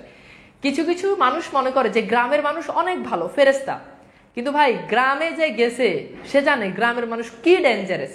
মানে যারা শহরের মানুষ কখনো গ্রামে যায় না, এরা মনে করে গ্রামের মানুষ ফেরেস্তা, কিন্তু গ্রামের মানুষ যে কি পরিমাণ শয়তান। ভালো মানুষ আছে, কিন্তু অধিকাংশ মানুষের ভিতরে শয়তানি, কুটনামি, এটা খেয়াল রেখো। তবে তাহার মরার খবর যখন পাওয়া যায় নাই তখন সে বাঁচিয়ে আছে। মৃত্যুঞ্জয়কে অসুস্থ দেখেছে, কিন্তু মরার খবর তো পাই নাই, তার মানে মৃত্যুঞ্জয় বেঁচে আছে, এ ঠিক। এমনই সময় হঠাৎ একদিন কানে গেল মৃত্যুঞ্জয় সেই বাগানের অংশীদার খুড়ার তোলপার করিয়া বেড়াইতেছে, যে গেল গ্রামটা একেবারে রসাতলে গেল। ওই চাচা বলতেছে, নালতের মৃত্যুর বলিয়া সমাজে আর মুখ দেখাইবে। নালতের মৃত্যুর বলতে এটা একটা বংশ, এই বংশের মানুষে আমি সমাজে আর মুখ দেখাবার জোর হইল না। অকাল কুষ্মাণ্ড মানে হচ্ছে অপদার্থ। অকাল কুষ্মাণ্ডটা একটা সাপুরে মেয়েকে নিকা করিয়া ঘরে আনিয়াছে। নিকা মানে হচ্ছে ঘরে বিবাহ করিয়া ঘরে আনিছে। আর শুধু নেকা নয়, শুধু বিয়ে নয়, তো বিয়ে নয় বাকি আর অনেক কিছু, স্বাভাবিক না? আচ্ছা দেখো কি বলতেছে যে ও তাও না চুলাই যাক, মানে বিয়ে করছে সে, যাই হোক সেটা সমস্যা না। তাহার হাতে ভাত পর্যন্ত খাইয়াছে।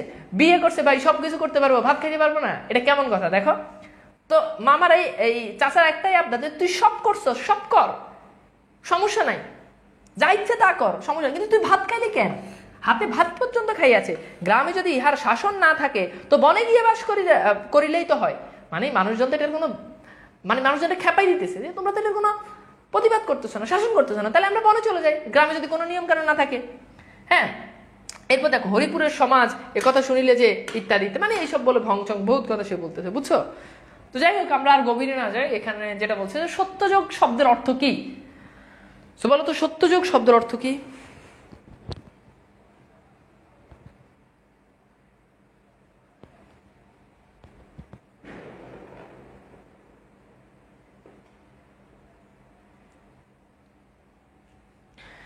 বাংলাবাজ বই পড়লে একাডেমিকের জন্য, মানে বাংলাবাজ বইতে কোনো সৃজনশীল নাই, এমসিকিউ আছে, কন্টেন্ট আছে, বুঝতে পেরেছো?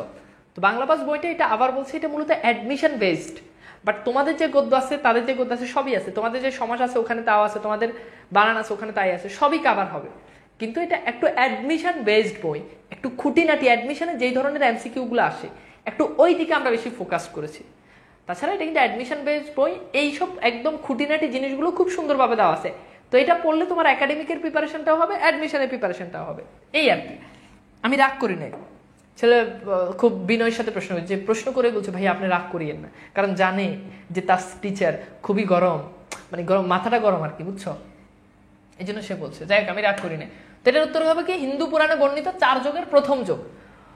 ওকে, এরপর খেয়াল করো, এরপর বলেছে তখন ছেলে বুড়ো সকলের মুখে ওই এক কথা, এ হইল কি, মানে এটা কি হইলো? হিন্দু পুরাণে 4 যুগের শেষ, আচ্ছা এটা তো এখানে মিস্টেক হয়েছে। এ কি সত্যি উল্টাইতে বসিল? খুড়া বলিল, বলিয়া বেড়াইতে লাগিল, এই যে ঘটিবে তিনি অনেক আগেই জানতেন। এরকম আমাদের সমাজে মানুষজন এরকম, কিছু একটা খারাপ হোক কইব এই যে এই কাম করতো, এটা তো আমি জানতাম আগ থেকে, ওই যে করবো আইমান সাদিকের মুনজেরিন বিয়ে করব, সবাই এখন 16 কোটি 17 কোটি বাঙালি সবাই মনে মনে ঠিক করে রাখছে, এরা যে বিয়ে করবো এটা আমি আগ থেকে জানতাম। আসলে হুদেই আমাদের মনে সব সময় আসে, মানে আমাদের মনে আসে না এমন কিছু নাই, আমাদের মনে সবকিছু আছে, এই জন্য যেটাই ঘটে আমরা বলি যে এটা আমি আগ থেকেই জানতাম। ব্যাপারটা কিন্তু আসলে এরকম না।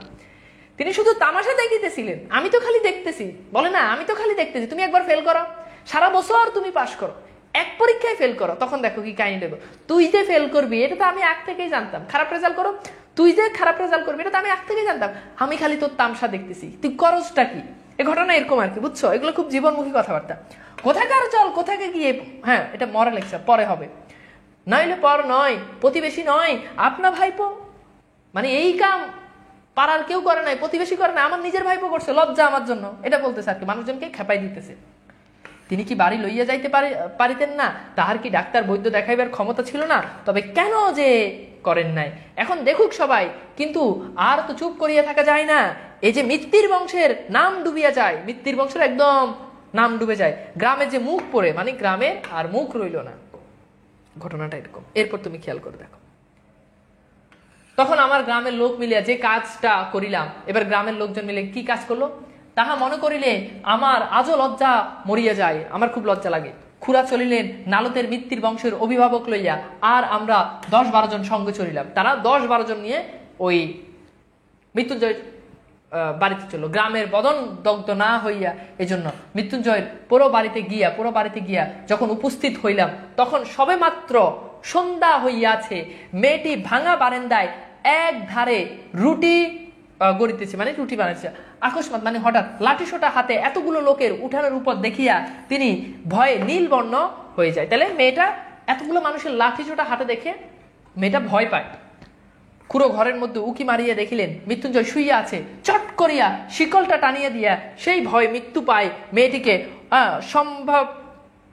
সম্ভাষণ শুরু করিলেন।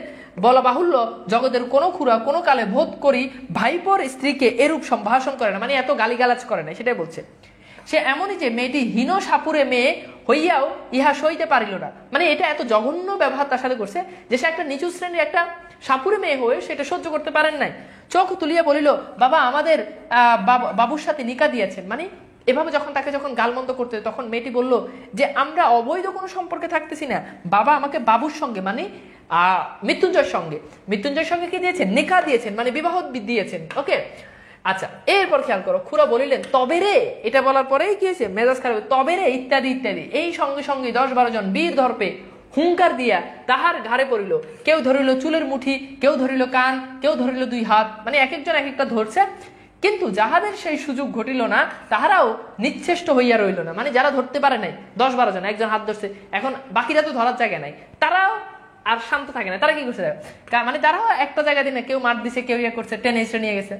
কারণ সংগ্রাম স্থলে আমরা কাপুরুষের ন্যায় চুপ করিয়া থাকিতে পারি, মানে আমরা এটা পারবো না।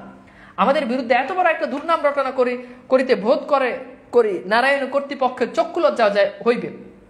এইখানে একটা অবান্তর কথা বলিয়া রাখি, শুনিয়াছি নাকি বিলেত প্রবৃত্তি দেশে পুরুষদের মধ্যে একটা কুসংস্কার আছে, স্ত্রীলোককে দুর্বল এবং নিরুপায় বলিয়া তাহার গায়ে হাত তুলিতে নাই। এ আবার একটা কি কথা, মানে এটা শুনেছি যে স্ত্রী লোকদের তাদের গায়ে হাত তুলতে না, কিন্তু এখানে তো হাত তোলা হচ্ছে। সনাতন হিন্দু এই কুসংস্কার মানে না। আমরা বলি যাহারাই গায়ের জোর নাই তাহার গায়ে হাত তুলিতে পারা যায়, সে যে নর নারী যাই হোক না কেন, মানে যে দুর্বল তার গায়ে হাত তোলা যায়, সে নারী হোক পুরুষ হোক, সেটা বিষয় না। তো এই প্রশ্নটা একটু সলভ করো। আমার মা এমন ডায়লগ দেয়, আমি তো জানি বাবা, এইসব ডায়লগের উপর আমার পিএইচডি করা আছে না। বাঙালি বাপমা কেমন, তোমরা কেমন, তোমাদের বাপমা কেমন, তোমাদের বাপমা কি চায়, তোমরা কি কাম করো, তোমরা কি আকাম করো, সব আমার জানা আছে। তোমাদের বয়স আমি পার করে আসছি এবং বাস্তবিকভাবে এগুলো আমার অভিজ্ঞতা আছে। তুমি আসলে তোমার টাইমটা কিভাবে যায়, কিভাবে তুমি পড়াশোনা করো, কিভাবে তুমি বন্ধু বান্ধবের সাথে আড্ডা দাও, আড্ডা দিলে বন্ধু বান্ধবের সাথে তুমি কি কথাবার্তা বলো, সব আমার জানা আছে, বুঝছো? ওকে, তো এটা কি হবে? ওকে, তো এটার উত্তর হচ্ছে 10-12 জন। একটু মনে রাখবে এই কনসেপ্টগুলো, এগুলো একটু ক্লিয়ারলি মনে রাখবে, তাহলে দেখবে যে অনেক ইজি লাগবে। মেয়েটি প্রথমে সে যা একবার আর্তনাদ করিয়া উঠেছে, মানে প্রথমে একটা আর্তনাদ, একটা দুঃখ প্রকাশ করেছে, চিৎকার দিয়েছে এমন, তারপরে একেবারে চুপ করিয়া গেল। কিন্তু আমরা যখন তাহাকে গ্রামের বাইরে রাখিয়া আসিবার জন্য হিচড়াইয়া লইয়া চলিলাম, মানে মেয়েটাকে গ্রাম থেকে বের করে দিবে, এই জন্য টেনে হিচড়ে নিয়ে যাচ্ছে, তখন সে মিনতি করিয়া বলিতে লাগলো, বাবুরা, এই লাইনটা একটু খেয়াল করো, যখন তাকে বের করে নিয়ে যাচ্ছে তখন সে বলতেছে, বাবুরা আমাকে একটিবার ছেড়ে দাও, আমি রুটিগুলো ঘরে দিয়ে আসি, বাইরে শিয়াল কুকুর খেয়ে যাবে, রোগা মানুষ সমস্ত রাত না খেয়ে, মানে খেতে পাবে না। এই যে একটা বিলাসী, একটা সাপুরে ঘরের মেয়ে, একটা নিচু জাতের একটা মেয়ে, তার ভিতরে স্বামীর প্রতি যে ভক্তি, যে শ্রদ্ধা এখানে স্পষ্টভাবে প্রকাশ পেয়েছে। তাকে গ্রাম থেকে বের করে নিয়ে যেতে চাচ্ছে, আর সে বলছে যে বাবুরা আমাকে একটিবার শুধু সুযোগ দিন, আমি ওই রুটিগুলো ঘর থেকে, বাইরে থেকে নিয়ে ঘরে রেখে আসি, কারণ এগুলো বাইরে থাকলে শিয়াল কুকুরে খেয়ে ফেলবে, রোগা মানুষ, অসুস্থ মানুষ সারা রাত না খেয়ে থাকবে। এটা হচ্ছে স্বামী ভক্তি। একটা নিচু জাতের মেয়েকে বিয়ে করলে এই ভক্তিটা হয়তো পাওয়া যাবে। এই জন্য ওই যে অপরিচিতা গল্পের ভিতরে দেখবা অনুপমের মামা কিন্তু বড়লোক ঘরের মেয়ে বিয়ে করাতে চায় না, কারণ বড়লোক ঘরের মেয়ে বিয়ে করালে ও মাথা উঁচু করে আসবে, নিচু ঘরের মেয়ে বিয়ে করাবে তো দেখবা যে ওরকম সমাদর বেশি করবে। বুঝছো? বড়লোকের মেয়ে বিয়ে করবা, বাপমার পাদে পড়া, সমাজের মানুষ বড়লোকের মেয়ে বিয়ে করছে একটা আলাদা সুনাম, কিন্তু দেখবা মাই আর তোমার ভাতও দিব না। তুমি সকালবেলা অফিসে যাওয়ার সময় মেয়েরে বলবা ভাত দাও, মেয়ে বলবো ইটটা খাও, মেয়ে ঘুমাইবো। রাতে আসবা সন্ধ্যের সময়, খোঁজ নিবা তুমি কোথায়, তো বলবো আমি তো একটু পার্লারে আসছি। রাতে ফোন দিবা, তুমি 10টা 11টার দিকে বাসায় আসছো, ফোন দিবা কোথায় তুমি, সেই উত্তর দিবে কি আমি তো আমার জাস্ট ফ্রেন্ডদের সাথে আসি, চিল আসতেছি। সে জাস্ট ফ্রেন্ডদের সাথে বোতল নিয়ে ভাগাভাগি করতেছে, বোতল খাচ্ছে, লাল পানি খাচ্ছে। এগুলো কিন্তু এখন হয়। এই জন্য নিজের থেকে বেশি উপরের শ্রেণীর মেয়েদেরকে বিয়ে করা যাবে না, তাহলে কপালে দুঃখ আছে। এগুলো শিখে রাখো আমার থেকে, মানে আমার থেকে শিখে রাখে বলতে আমি এটার ভুক্তভোগী ব্যাপারটা এরকমটা না, আমি তো বিয়েই করি নাই, তোমাদেরকে বললাম আরে আশপাশের পরিবেশ পরিস্থিতি আমি এগুলো সব অবজারভেশন করি, যে কেউ বিয়ে করার পর তার বউ আসলে কেমন, তার সাথে ম্যাচ হয়েছে কিনা, কোন কারণে ম্যাচ হয় নাই, এগুলো আমি দেখি। আর তাছাড়া দাম্পত্য জীবনে কেউ অসুখী হইলে সবাই আমার কাছে চলে আসে যে আমাদের তো সম্পর্ক এখন অনেক খারাপ হয়ে যাচ্ছে, মিলতেছে না তার সাথে আমার সাথে, হ্যাঁ ডিভোর্স দিয়ে দিব, আপনি একটু কিছু করেন। তখন আমি তাদেরকে বসাই, আমি তাদেরকে মীমাংসা করে দিই, একজন আরেকজনকে জড়িয়ে ধরো, হাসি দাও। এরকম আমি অনেক কেস সলভ করেছি। তোমাদের কারো এরকম প্রবলেম হলে আমার কাছে আসিও। হ্যাঁ, তো যাই হোক, হ্যাঁ মৃত্যুঞ্জয় রুদ্ধ ঘরের মধ্যে পাগলের মতো মাথা খুঁড়িতে লাগলো, মানে এরকম মাথা এরকম বাড়ি মারতে লাগতেছে। কেন? তার স্ত্রীকে বের করে নিয়ে, সে অসুস্থ মানুষ, কিছুই করতে পারতেছে না। এরপর দেখো দ্বারে পদাঘাত করিতে লাগলো, দ্বার মানে হচ্ছে এই দরজার ভিতরে এরকম পা দিয়ে আঘাত করতে, লাথি মারতে লাগলো, এবং শ্রাব্য অশ্রাব্য বহুবিধ ভাষায় প্রয়োগ করিতে লাগলো। এই মানুষদেরকে কিছুই করতে পারছে, তখন মুখ দিয়ে শ্রাব্য মানে হচ্ছে যেটা শোনার যোগ্য, অশ্রাব্য মানে হচ্ছে যেটা শোনার যোগ্য নয়, এরকম ভালো মন্দ গালি দিতে লাগলো। কিন্তু আমরা তাহাতে তিলার্ধ বিচলিত হইলাম না, আমরা সেটাতে তিল পরিমাণ বিচলিত হই নাই তার এসব গালি শুনে।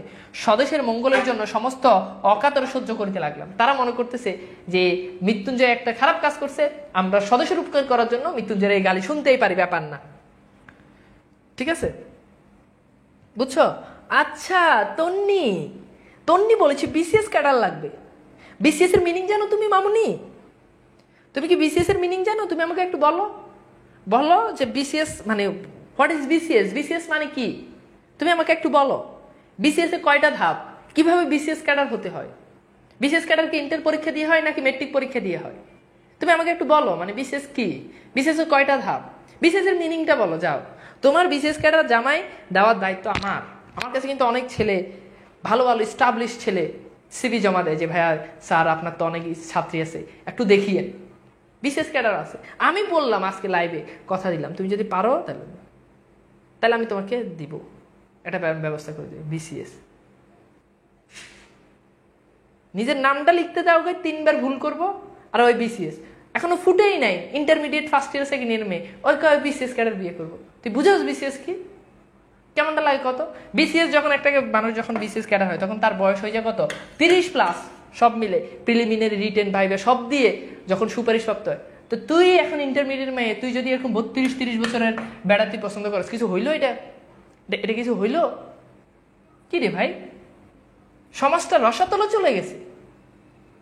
তুমি চাইবে ভদ্র, সভ্য, নম্র, স্মার্ট, সুদর্শন, বিসিএস মানে বিসিএস ক্যাডার এমন ভাবে বলছে হে হইলে হের মাথায় চুল না থাক, হের ভুড়ি বড় হোক, হের বয়স হোক আমার দাদার বয়সী, বাট আমার বিসিএস ক্যাডার লাগবে। এগুলো কে শিখেছে তোমার? ভালো হয়ে যাওয়া। আজকে মাথা অনেক শান্ত আছে, এই জন্য তোমার কিছু বললাম না, বুঝছো? অন্য ক্লাস হলে মাথা গরম থাকলে তোমার আমি আরো ধুয়ে দিতাম। তো যাই হোক, আসো আমরা পড়াশোনায় যাই। তো এখন এরপর চলিলাম বলিতেছি, কেননা আমিও বারবার সঙ্গে ছিলাম, কিন্তু কোথাও আমার মধ্যে একটুখানি দুর্বলতা ছিল, মানে আমিও ওই লোকদের সঙ্গে ছিলাম, কিন্তু আমি তবু আমার কেন জানি খারাপ লাগতেছে। নেরা বলতেছে আমি তাহার গায়ে হাত দিতে পারি নাই, মানে সবাই মারধর করছে, বাট আমি গায়ে হাত দিতে পারি নাই, বরঞ্চ কেমন যেন কান্না পাইতে লাগিল।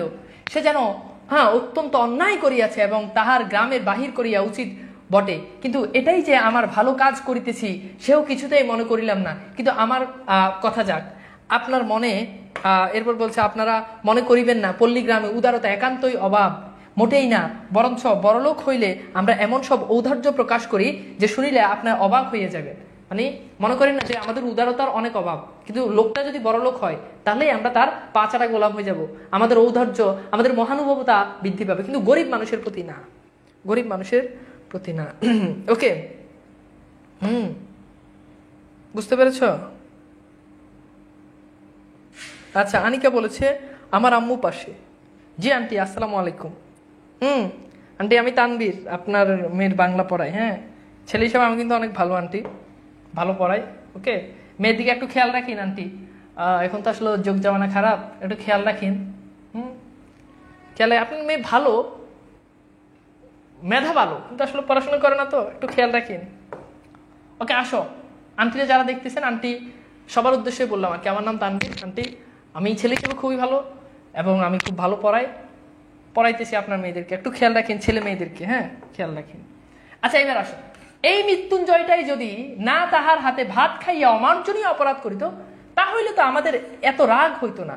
আর কায়েত হচ্ছে এটা একটা বংশ, কায়েতের ছেলের সঙ্গে সাপুরে মেয়ের নিকা, মানে কায়েত বংশের সাথে সাপুরে মেয়ে একটা নিচু শ্রেণীর মেয়ের নিকা, এটা তো হয় না, এটা একটা হাসিয়া উড়াইবার কথা। কিন্তু কাল করিল যে ভাত খাইয়া, মানে ভাত খেয়ে সে আসলে সবকিছু ধ্বংস করছে। ভাত খাইতো, ভাত না খাইতো তাহলে হইতো, হোক না সে 2.5 মাসের রুগী, হোক না সে শয্যাশায়ী, কিন্তু তাই বলিয়া ভাত, লুচি নয়, সন্দেশ নয়, পাঠার মাংস নয়, ভাত খাওয়া হচ্ছে অন্ন পাপ।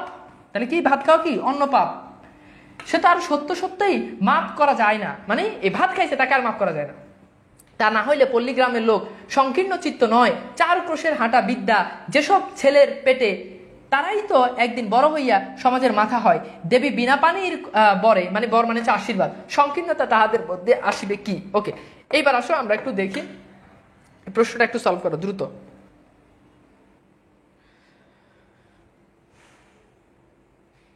বলো।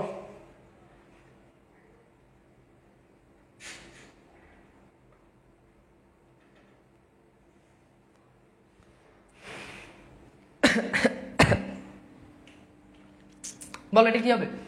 প্রশ্ন বলা হচ্ছে কি, প্রশ্ন বলা হচ্ছে যে বিলাসী গল্পে মৃত্যুঞ্জয় কি করে কাল করিল? বিয়ে করে কাল করছে, ভাত খেয়ে কাল করছে, কি হবে? ভেরি গুড, ভাত খেয়ে কাল করছে। আর ভাত খাওয়াটাকে বলা হয় কি? অন্নপাপ। ভাত খাওয়াটাকে কি বলা হয়? অন্নপাপ। Very good. ওকে, এরপর আসো, এরপর বলেছে যে এই তো ইহাই কিছুদিন পরে প্রাতঃস্মরণীয়। প্রাতঃস্মরণীয় মানে হচ্ছে সকালে ঘুম থেকে উঠে স্মরণ করার যোগ্য। প্রাতঃস্মরণীয় স্বর্গীয় মুখোপাধ্যায় মশায়ের বিধবা পুত্র বধূর মনে বৈরাগ্য বছর 2 কাশীবাস। কাশীবাস হচ্ছে মানে এটা বলতো পতিতালয়কে বোঝানো হয়। কাশীবাস করিয়া যখন ফিরিয়া আসিলেন, তখন নিন্দুকেরা কানাকানি করতে লাগলো যে অর্ধেক সম্পত্তি ওই বিধবার এবং পাছে মানে হচ্ছে পরে তাহা বেহাত মানে হচ্ছে হাতছাড়া হয়। মানে এখানে বলেছে যে একজন লোক ছিল, তার নাম হচ্ছে মুখোপাধ্যায় মহাশয়, তো তার পুত্রবধূ বৈরাগ্য বছর 2 কাশীবাস করেছেন, মানে পতিতালয় ছিলেন, তখনকার ঘটনা এখানে বর্ণনা করেছে। এই ভয় ছোটবাবু অনেক চেষ্টা অনেক পরিশ্রমের পর বৌঠানকে মানে ভাবিকে যেখান হইতে ফিরিয়া আনিয়াছে সেটা কাশীই বটে। যাই হোক, ছোটবাবু তাহার স্বাভাবিক ঔদার্যের, মানে ঔদার্য মানে হচ্ছে মহানুভবতা, গ্রামের বারোয়ারি মানে হচ্ছে সম্মিলিত বারোয়ারি পূজা বাবদ 200 টাকা দান করলেন। মানে বারোয়ারি যখন গ্রামে সম্মিলিতভাবে পূজা করা হয়, তখন সেখানে 200 টাকা কি করছে? দান করছে। 5খানা গ্রামের ব্রাহ্মণের সদদক্ষিণার উত্তম ফলাহারের পর, মানে ব্রাহ্মণদের খাওয়ানো, ফলাহার মানে তাদেরকে খাওয়া দাওয়ানোর পরে প্রত্যেক সৎ ব্রাহ্মণের হাতে যখন একটি করিয়া কাঁসার মানে হচ্ছে টিনের গ্লাস দিয়া বিদায় করিলেন, তখন ধন্য পড়িয়া গেল। মানে পতিতালয় থেকে আসছে, কাশীবাস করে আসছে, কিন্তু ব্রাহ্মণদের হাতে যখনই টাকা ঢুকাই দিছে, ব্রাহ্মণদের হাতে যখনই এই যে কাচের গ্লাস দিয়ে দিছে, তখন তারা সবাই চুপ হয়ে গেছে। এমনকি পথে আসিতে অনেকেই দেশে এবং দেশের কল্যাণের নিমিত্ত কামনা করিতে লাগিল। এমন সব যারা বড় লোক, তাদের বাড়িতে মাসে এমন সব সদনুষ্ঠানের আয়োজন না কেন? ওকে, আচ্ছা, এই প্রশ্নটা একটু সলভ করো। বিলাসী গল্পে অবলম্বনে পূজা বাবদ কত শত টাকা দান করা হয়েছিল?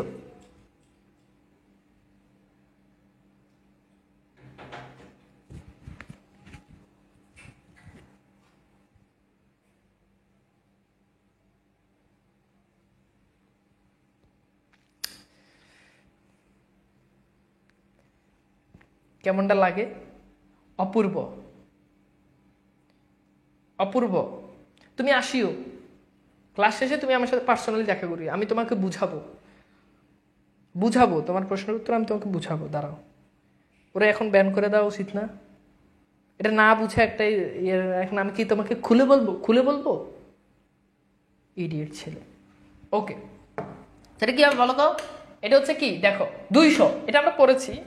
ওকে, এরপর দেখো কিন্তু যাক মহত্বের কাহিনী আমাদের অনেক আছে, এরকম মহত্বের কাহিনী অনেক আছে, যোগ যোগ সঞ্চিত হইয়া প্রায় প্রত্যেক পল্লীবাসীরই দূরে স্তূপকার হইয়া উঠিয়াছে, মানে এরকম স্তূপাকার, মানে এরকম একটা স্তূপ হয়ে গেছে আমাদের মহত্বের কাহিনী। এই দক্ষিণবঙ্গের অনেক পল্লীতে অনেক দিন ঘুরিয়া গৌরব করিবার মতো অনেক বড় বড় ব্যাপার প্রত্যক্ষ করিয়াছি। চরিত্রের বল, ধর্মের বল, সমাজের বল আর বিদ্যার বল, শিক্ষা একেবারেই পুরা হইয়া আছে। এখন শুধু ইংরেজ কষিরা, মানে ইংরেজ কষিরা হচ্ছে ইচ্ছা মতো, হ্যাঁ ইংরেজ কষিয়া গালিগালাজ করিতে পারলেই দেশটা উদ্ধার হইয়া যায়, মানে এখন ইংরেজদেরকে গালাগালি করতে পারলে মনে হয় যে উদ্ধার হয়ে যায়। বৎসর খানেক গত হইয়াছে, মানে বৎসর খানেক চলে গেছে, মশার কামড় আর সহ্য করতে না পারি সবে মাত্র সন্ন্যাসীগিরিতে ইস্তফা, মানে ইস্তফা শেষ দিয়ে, ইস্তফা মানে শেষ দিয়ে ঘরে ফিরিয়াছি। একদিন দুপুরে ক্রস 2 দূরের মালোপাড়ার ভিতর দিয়ে চলিয়াছি, মানে ওই মালোপাড়া মানে যেখানে সাপুরেরা থাকে ওটার ভিতর দিয়ে যাচ্ছিলাম। হঠাৎ দেখি একটা কুটির মানে হচ্ছে ঘর, কুটিরের ধারে মানে হচ্ছে দরজা, ধারে বসিয়া মৃত্যুঞ্জয়, মানে মৃত্যুঞ্জয় বসে আছে। তার মাথায় গেরুয়া রঙের পাগড়ি, মানে গেরুয়া রঙের একটা পাগড়ি ছিল, গেরুয়া একটা রং, এই রঙের পাগড়ি ছিল, বড় বড় দাড়ি চুল, গলার রুদ্রাক্ষ ও পুঁথির মালা, মানে তার বড় বড় কি ছিল, চুল ছিল এবং তার গলায় ছিল রুদ্রাক্ষ মালা, ওই যে সাপুরেরা গলাতে বিভিন্ন ইয়েগুলো পরে এরকম আর কি, ও পুঁথির মালা। কে বলিবে এ আমাদের সেই মৃত্যুঞ্জয়, মানে মৃত্যুঞ্জয় একদম পুরো সাপুরে হয়ে গেছে। কায়স্থের ছেলে একটা বছরের মধ্যে জাত দিয়া একেবারে পুরোদুস্তর সাপুর হয়ে গেছে, মানে কায়স্থ ঘরের একটা স্বাভাবিক ছেলে, সে এরকম গলাতে এরকম মালা টালা পরে সে একেবারে কি হয়ে গেছে, সে একেবারে সাপুরে হয়ে গেছে। এখানে সেই জিনিসটাই বলেছে যে সে একেবারে কি হয়ে গেছে, সে একেবারে সাপুরে হয়ে গেছে। সেই প্রশ্নটা একটু সলভ করেন। নেরা মৃত্যুঞ্জয়কে কুটিরের কোথায় বসে থাকতে দেখেছে? নেরা মৃত্যুঞ্জয়কে কুটিরের কোথায় বসে থাকতে দেখেছে?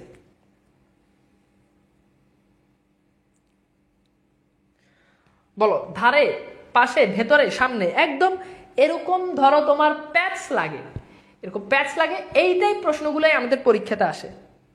উত্তর কি হবে বলো তো? ভেরি গুড, আমরা একটু আগেই পড়েছি ধারে মানে কি, ধারে মানে হচ্ছে দরজার সামনে।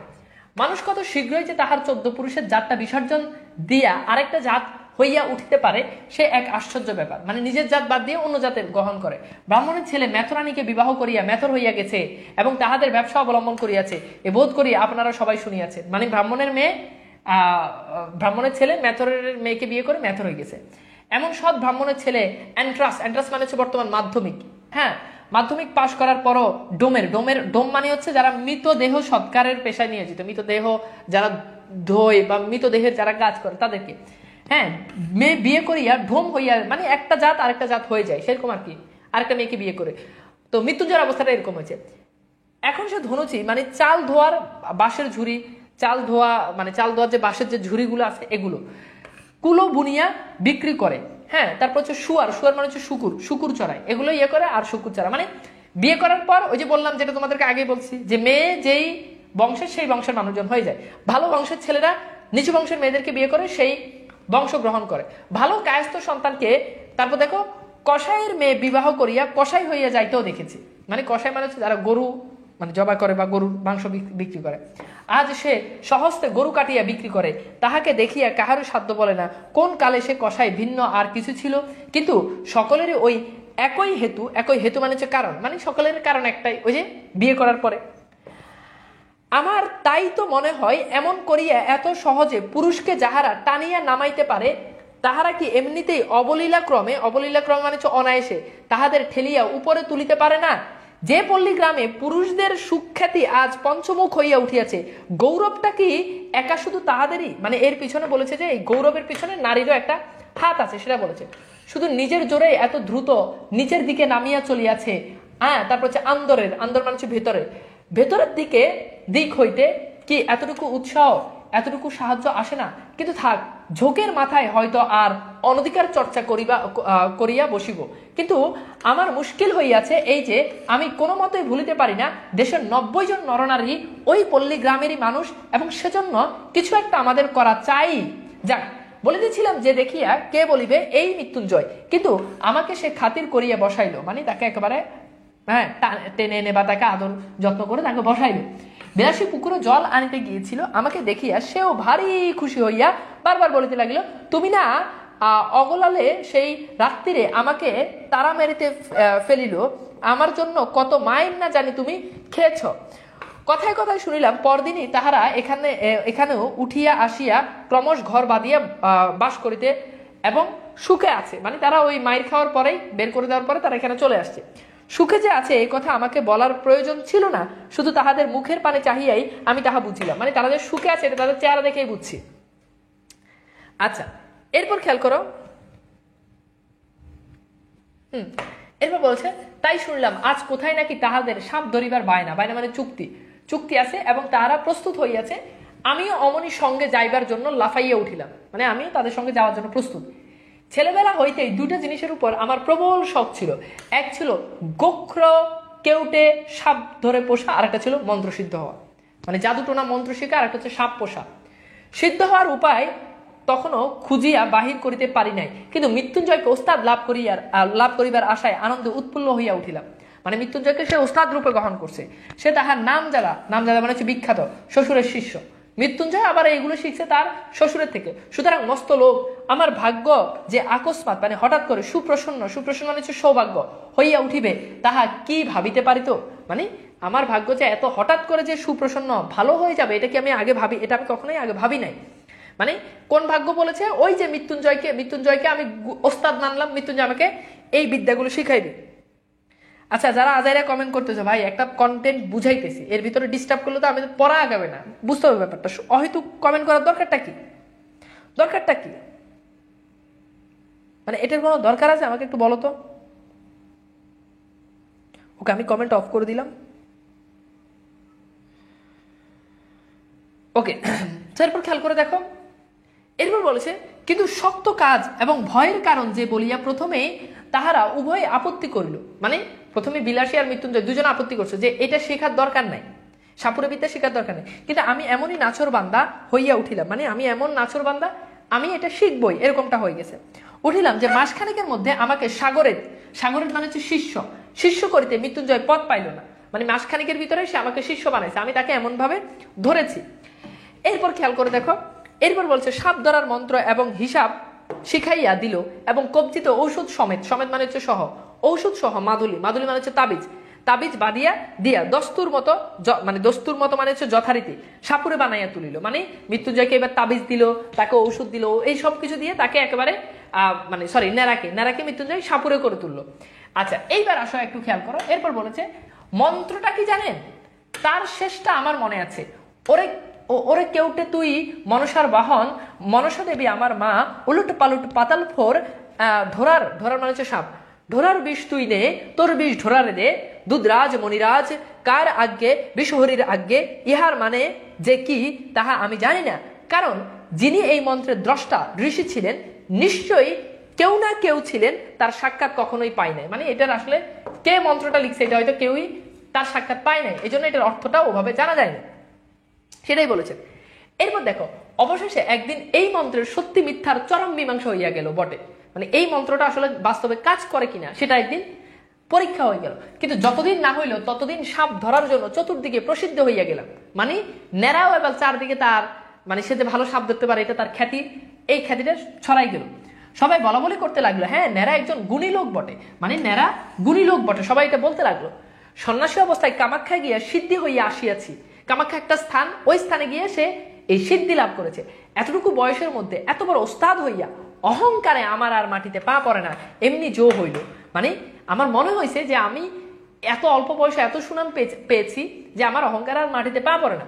বিশ্বাস করিল না শুধু দুইজন মানুষ বিশ্বাস করিল না। আমার গুরু যে, সে তো ভালো মন্দ কোনো কথাই বলিত না, কিন্তু বিলাসী মাঝে মধ্যে মুখ টিপিয়া হাসিয়া বলিত, ঠাকুর এসব ভয়ঙ্কর জানোয়ার, একটু সাবধানে নাড়াচাড়া করো। বস্তুত বিষ ধাত ভাঙা, সাপের মুখ হইতে বিষ বাহির করা প্রভৃত কাজগুলো এমনই অবহেলার সহিত করিতে শুরু করিয়াছিলাম যে সেসব মনে পড়িলে আমার আজও গা কাঁপে। মানে এইগুলোকে তখন আর ডোন্ট কেয়ার, এই সাপের কাজ করতে করতে মনে হয় যে এগুলো কোনো ব্যাপারই না, সাপ আমাকে উল্টো ভয় পায়। হ্যাঁ, আসল কথা হইতেছে এই যে সাপ ধরাও কঠিন নয়, এবং ধরা সাপ 2-4 দিন হাঁড়িতে পুড়িয়ে রাখার পরেও তাহার বিষ দাঁত ভাঙাই হোক আর না হোক কিছুতেই কামড়াতে চায় না। চক্র মানে ফনা তুলিয়া কামড়াইবার ভান করে, ভয় দেখায় কিন্তু কামড়ায় না। মানে সাপগুলো এরকম ভয় দেখায় কিন্তু আসলে কি কামড়ায় না। সো এবার আমি একটু কমেন্ট সেকশনটা খুলে দিচ্ছি, সবাই একটু ট্রাই করো যে এই প্রশ্নটার উত্তর করার জন্য। দ্রুত একটু উত্তর করো। ওকে, দ্রুত উত্তর করো।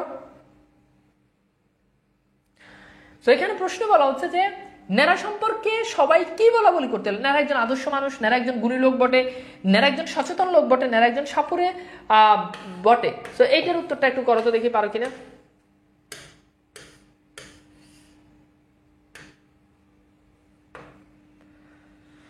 আচ্ছা, তো যেহেতু তোমাদের পূজার বন্ধ দিয়ে দিব, তাই এটা আমরা একসাথে শেষ করে দিচ্ছি, কারণ তোমাদের আগামীকাল থেকে কিন্তু তোমাদের গ্রুপে আমরা কিন্তু পূজার বন্ধ ঘোষণা করে দিয়েছি। যদি আমরা প্রথম দিকে রুটিন দিয়েছি, পূজার বন্ধ রাখি নাই, পরে হিন্দু শিক্ষার্থী যারা রয়েছে তারা আবার পূজার কথা স্মরণ করিয়ে দিয়েছে, পরবর্তীতে আমরা আবার তাৎক্ষণিক জানিয়ে দিয়েছি যে তোমাদের পূজার বন্ধ দেওয়া হবে। ওকে, সো এটার উত্তর কি হবে বলো তো? এটার উত্তর হচ্ছে কি?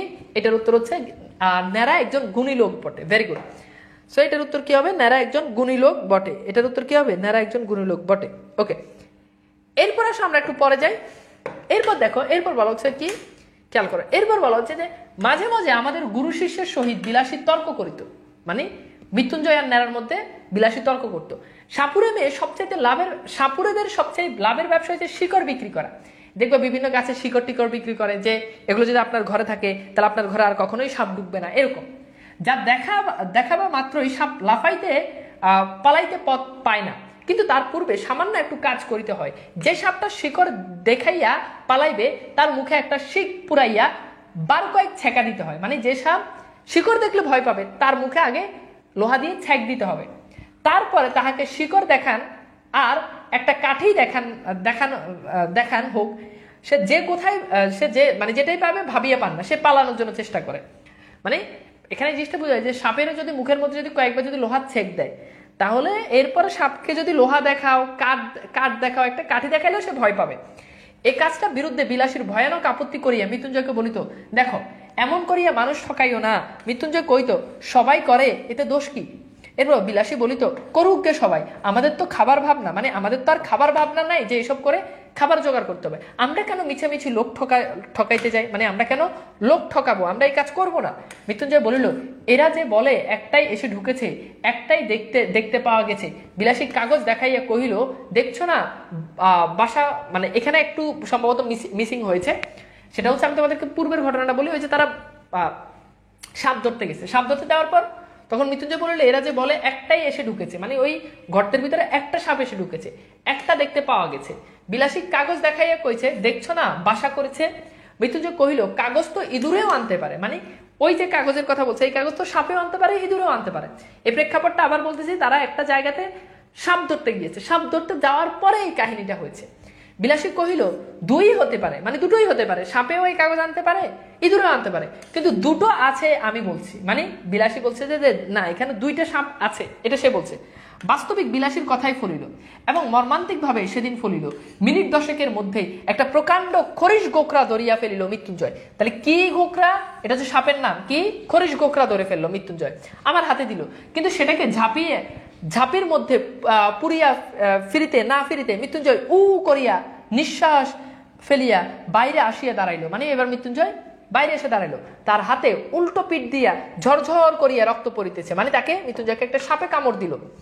এরপর দেখো, প্রথমটা সবাই যেন হতবুদ্ধি হইয়া গেলাম, কারণ সাপ ধরিতে গেলে সে পলাইবার জন্য ব্যাকুল না হইয়া বরঞ্চ গর্ত হইতে এক হাত মুখ বাহির করিয়া ধ্বংসন করে, মানে ধ্বংসন করে ওই সাপটা পালাই যাবে তা না, বরং সে আরো কাছে আসতেছে। এরকম এমন অভাবনীয় ব্যাপার জীবনে আর একটি মাত্র দেখিয়াছি। পরক্ষণে বিলাসী চিৎকার করিয়া ছুটিয়া গিয়া আঁচল দিয়া তার হাতটা বাঁধিয়া ফেলিল এবং যত রকমের শিকড় বাকর সে সঙ্গে আনিয়াছিল সমস্তই তাহাকে চিবাইতে দিল। এগুলো চিবাও, তাহলে বিষ কমে যাবে।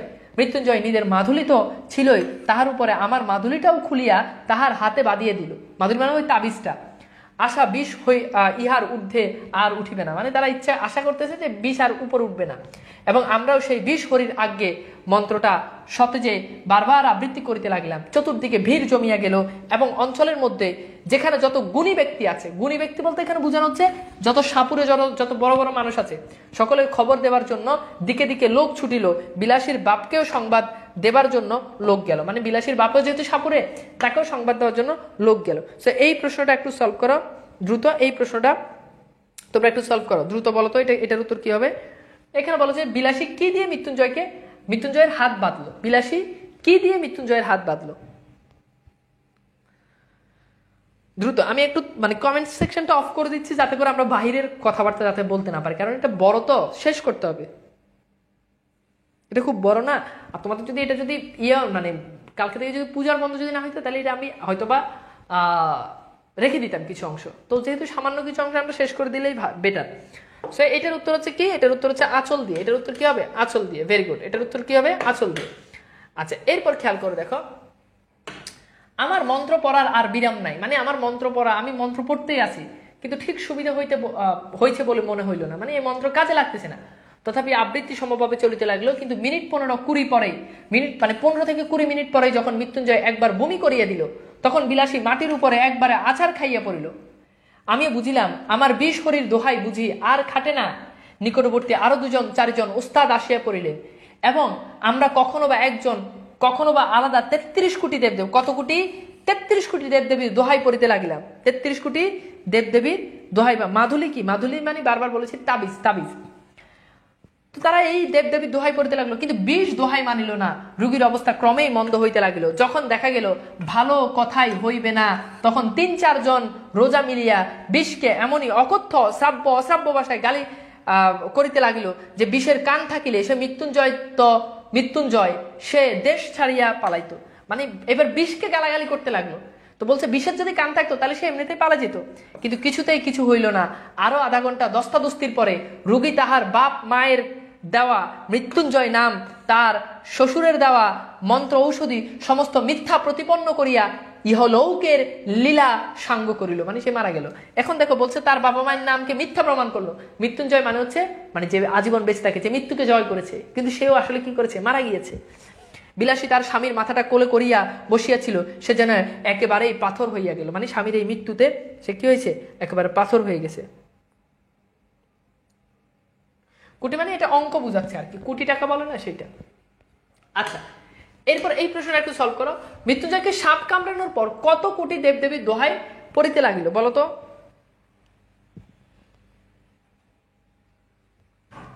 দ্রুত বলতো, এই প্রশ্নের উত্তর কি হবে?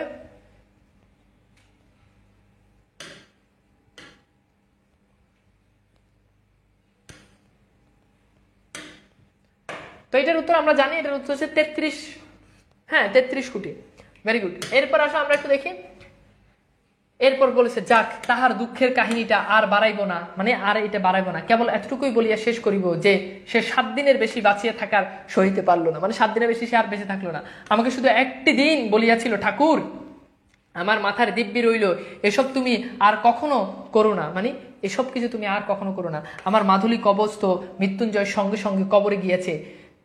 ছিল শুধু 20 হরির আজ্ঞা, কিন্তু সে আজ্ঞা আর যে ম্যাজিস্ট্রেটের আজ্ঞা নয়, এবং সাপের বিষ যে বাঙালির বিষ নয়, তাহা আমিও বুঝিলাম।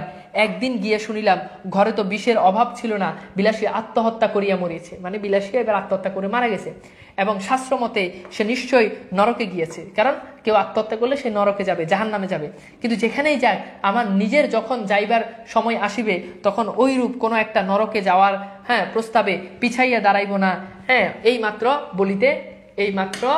বলিতে তারপর এই প্রশ্নটা একটু দেখো, মৃত্যুঞ্জয় কদিনের বেশি বাঁচিয়ে সইতে পারলো না বলতো? এটার উত্তর কি হবে? এটার উত্তর ভেরি গুড, এটার উত্তর হবে 7 দিন। ওকে, আমরা জানি। ওকে, এরপর খেয়াল করে দেখো। এরপর বলেছে যে খুড়ো মশাই 16 আনা বাগান দখল করিয়া অত্যন্ত বিজ্ঞের মতো চারিদিকে বলিয়া বেড়াইতে লাগলো। মানে এবার ওই যে তার যে খুড়া ছিল, এটা সে ওই খুড়া তার ওই জমিটা দখল করছে। যদি না অপঘাতে, মানে হঠাৎ, অপঘাত মানে হঠাৎ মৃত্যু হবে, তো হবেই কার? মানে মৃত্যুঞ্জয় তো হঠাৎ মৃত্যু হবে। ওর যদি হঠাৎ মৃত্যু না হয় তাহলে হবে টাকার।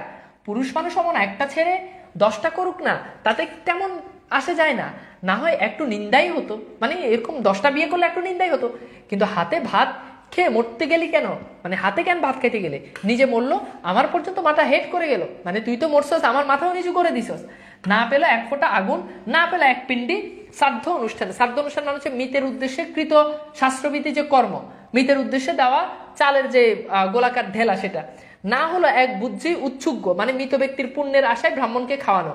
মানে কিছুই হয় নাই, মারা যাওয়ার পরে কেউ ব্রাহ্মণকেও খাওয়ায় নাই, কিছুই হইল না।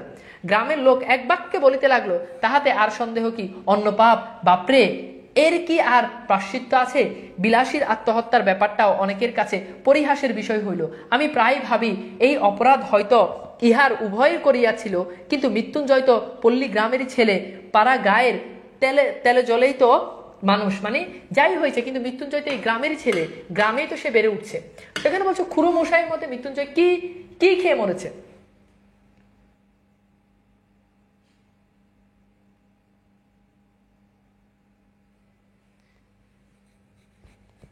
আচ্ছা আচ্ছা আচ্ছা আচ্ছা, ওই প্রশ্নটা সম্ভবত মিস্টেক ছিল, আহনাফ তাহমিদ। হ্যাঁ হ্যাঁ হ্যাঁ হ্যাঁ, বিলাসী হবে, মানে বিলাসী হবে, ওই প্রশ্নটা মিস্টেক ছিল। ওকে, তো এইটার উত্তর কি হবে? এটার উত্তর হচ্ছে কি ভাত খেয়ে হ্যাঁ ভাত হবে। ওকে, আচ্ছা এরপর খেয়াল করে দেখো, এরপর তবু তো বড় দুঃসাহসের কথা প্রবৃত্ত করিয়াছি, তাহাকে যে বস্তুটা সেটা কেউই একেবারে চোখ মেলিয়া দেখিতে পাইল না। আমার মনে হয় এদেশের নরনারীর মধ্যে পরস্পরের হৃদয় জয় করিয়া বিবাহ করিবার রীতি নাই, মানে একজন আরেকজনকে ভালোবেসে মন জয় করে বিবাহ করবে এই রীতি মনে হয় আমাদের নাই, বরঞ্চ তাহারা নিন্দার সামগ্রী। কেউ যদি কাউকে এভাবে ভালোবেসে যদি বিয়ে করে ফেলে তাহলে সেটা মানুষ নিন্দা করে। যে দেশে নরনারীর আশা করিবার সৌভাগ্য, আকাঙ্ক্ষা করিবার ভয়ঙ্কর আনন্দ হইতে চিরদিনের জন্য বঞ্চিত, যাহাদের জয়ের গর্ব পরাজয়ের ব্যথা কোনোটাতেই জীবনের একটি বাহার বহন করিতে হয় না, তাহাদের ভুল করিবার দুঃখ আর ভুল না করিবার আত্মপ্রসাদ কিছুরই বালাই নাই, যাহাদের প্রাচীন এবং বহুদর্শী বিজ্ঞ সমাজ সর্বপ্রকার হাঙ্গামা হইতে অত্যন্ত সাবধানে দেশের লোককে তফাত করিয়া আজীবন কেবল ভালোটি হইয়া থাকিবে ব্যবস্থা করিয়া নিয়েছে, তাই বিবাহর ব্যাপারটা যাহাদের শুধু নিছক এটা হচ্ছে কন্ট্রাক্ট, মানে চুক্তি, মানে আমাদের মনে হয় যে বিবাহটা জাস্ট একটা চুক্তি, তা সে যতই কেননা বৈদিক মন্ত্র নিয়ে দলিল পাকা করা হোক, সে দেশের লোকেদের মধ্যে সাধ্যই নাই মৃত্যুঞ্জয়ের অন্য পাপের কারণ বোঝা। বিলাসীকে যাহারা পরিহাস করিয়াছিল তাহারা সকলেই সাধু গৃহস্থ এবং কি এবং সদী গৃহিণী। ওকে, তো এরকমই বলতেছে আর কি, আমাদের সমাজের বিভিন্ন ইয়ের কথা বলছে, অক্ষয় শীতলোক তাহার সবাই পাইবেন, তাও আমি জানি, কিন্তু সেই সাপুরে মেয়েটা যখন একটি পীড়িত সজ্জাগত লোকের তিল তিল করিয়া জয় করেছিল, মানে একটা মানুষ মারা যাচ্ছে, সেই মানুষকে তার মন জয় করেছে, তাহার তখনকার সে গৌরবের কণা মাত্র হয়তো আজই ইহাদের কেউ চোখে দেখে নাই, মানে এই সেই গৌরব একটা পুরুষের মন জয় করছে, তাকে সুস্থ করেছে, এটা অনেকে দেখে নাই। মৃত্যুঞ্জয় হয়তো নিতান্তই একটা তুচ্ছ মানুষ ছিল, কিন্তু তাহার হৃদয় জয় করিবার দখল করিয়ার আনন্দটা তুচ্ছ নয়। মৃত্যুঞ্জয়ের হৃদয় যে জয় করেছে এই আনন্দটা কিন্তু ছোট নয়, সে সম্পদ অকিঞ্চ নয়, মানে সেটাও ছোট নয়, এটাই এই বস্তুটাই, মানে এই বস্তুটাই বলতে ভালোবাসা। দেশের লোকের পক্ষে বুঝিয়া উঠিয়া কঠিন, মানে আমাদের দেশে মানুষজন এই ভালোবাসা বুঝবে না। আমি বুধেব বাবুর কুসংস্কারের বিরুদ্ধে যিনি কলম ধরেছেন তাকে বলা হয় তিনি হচ্ছে বুধেব বাবু।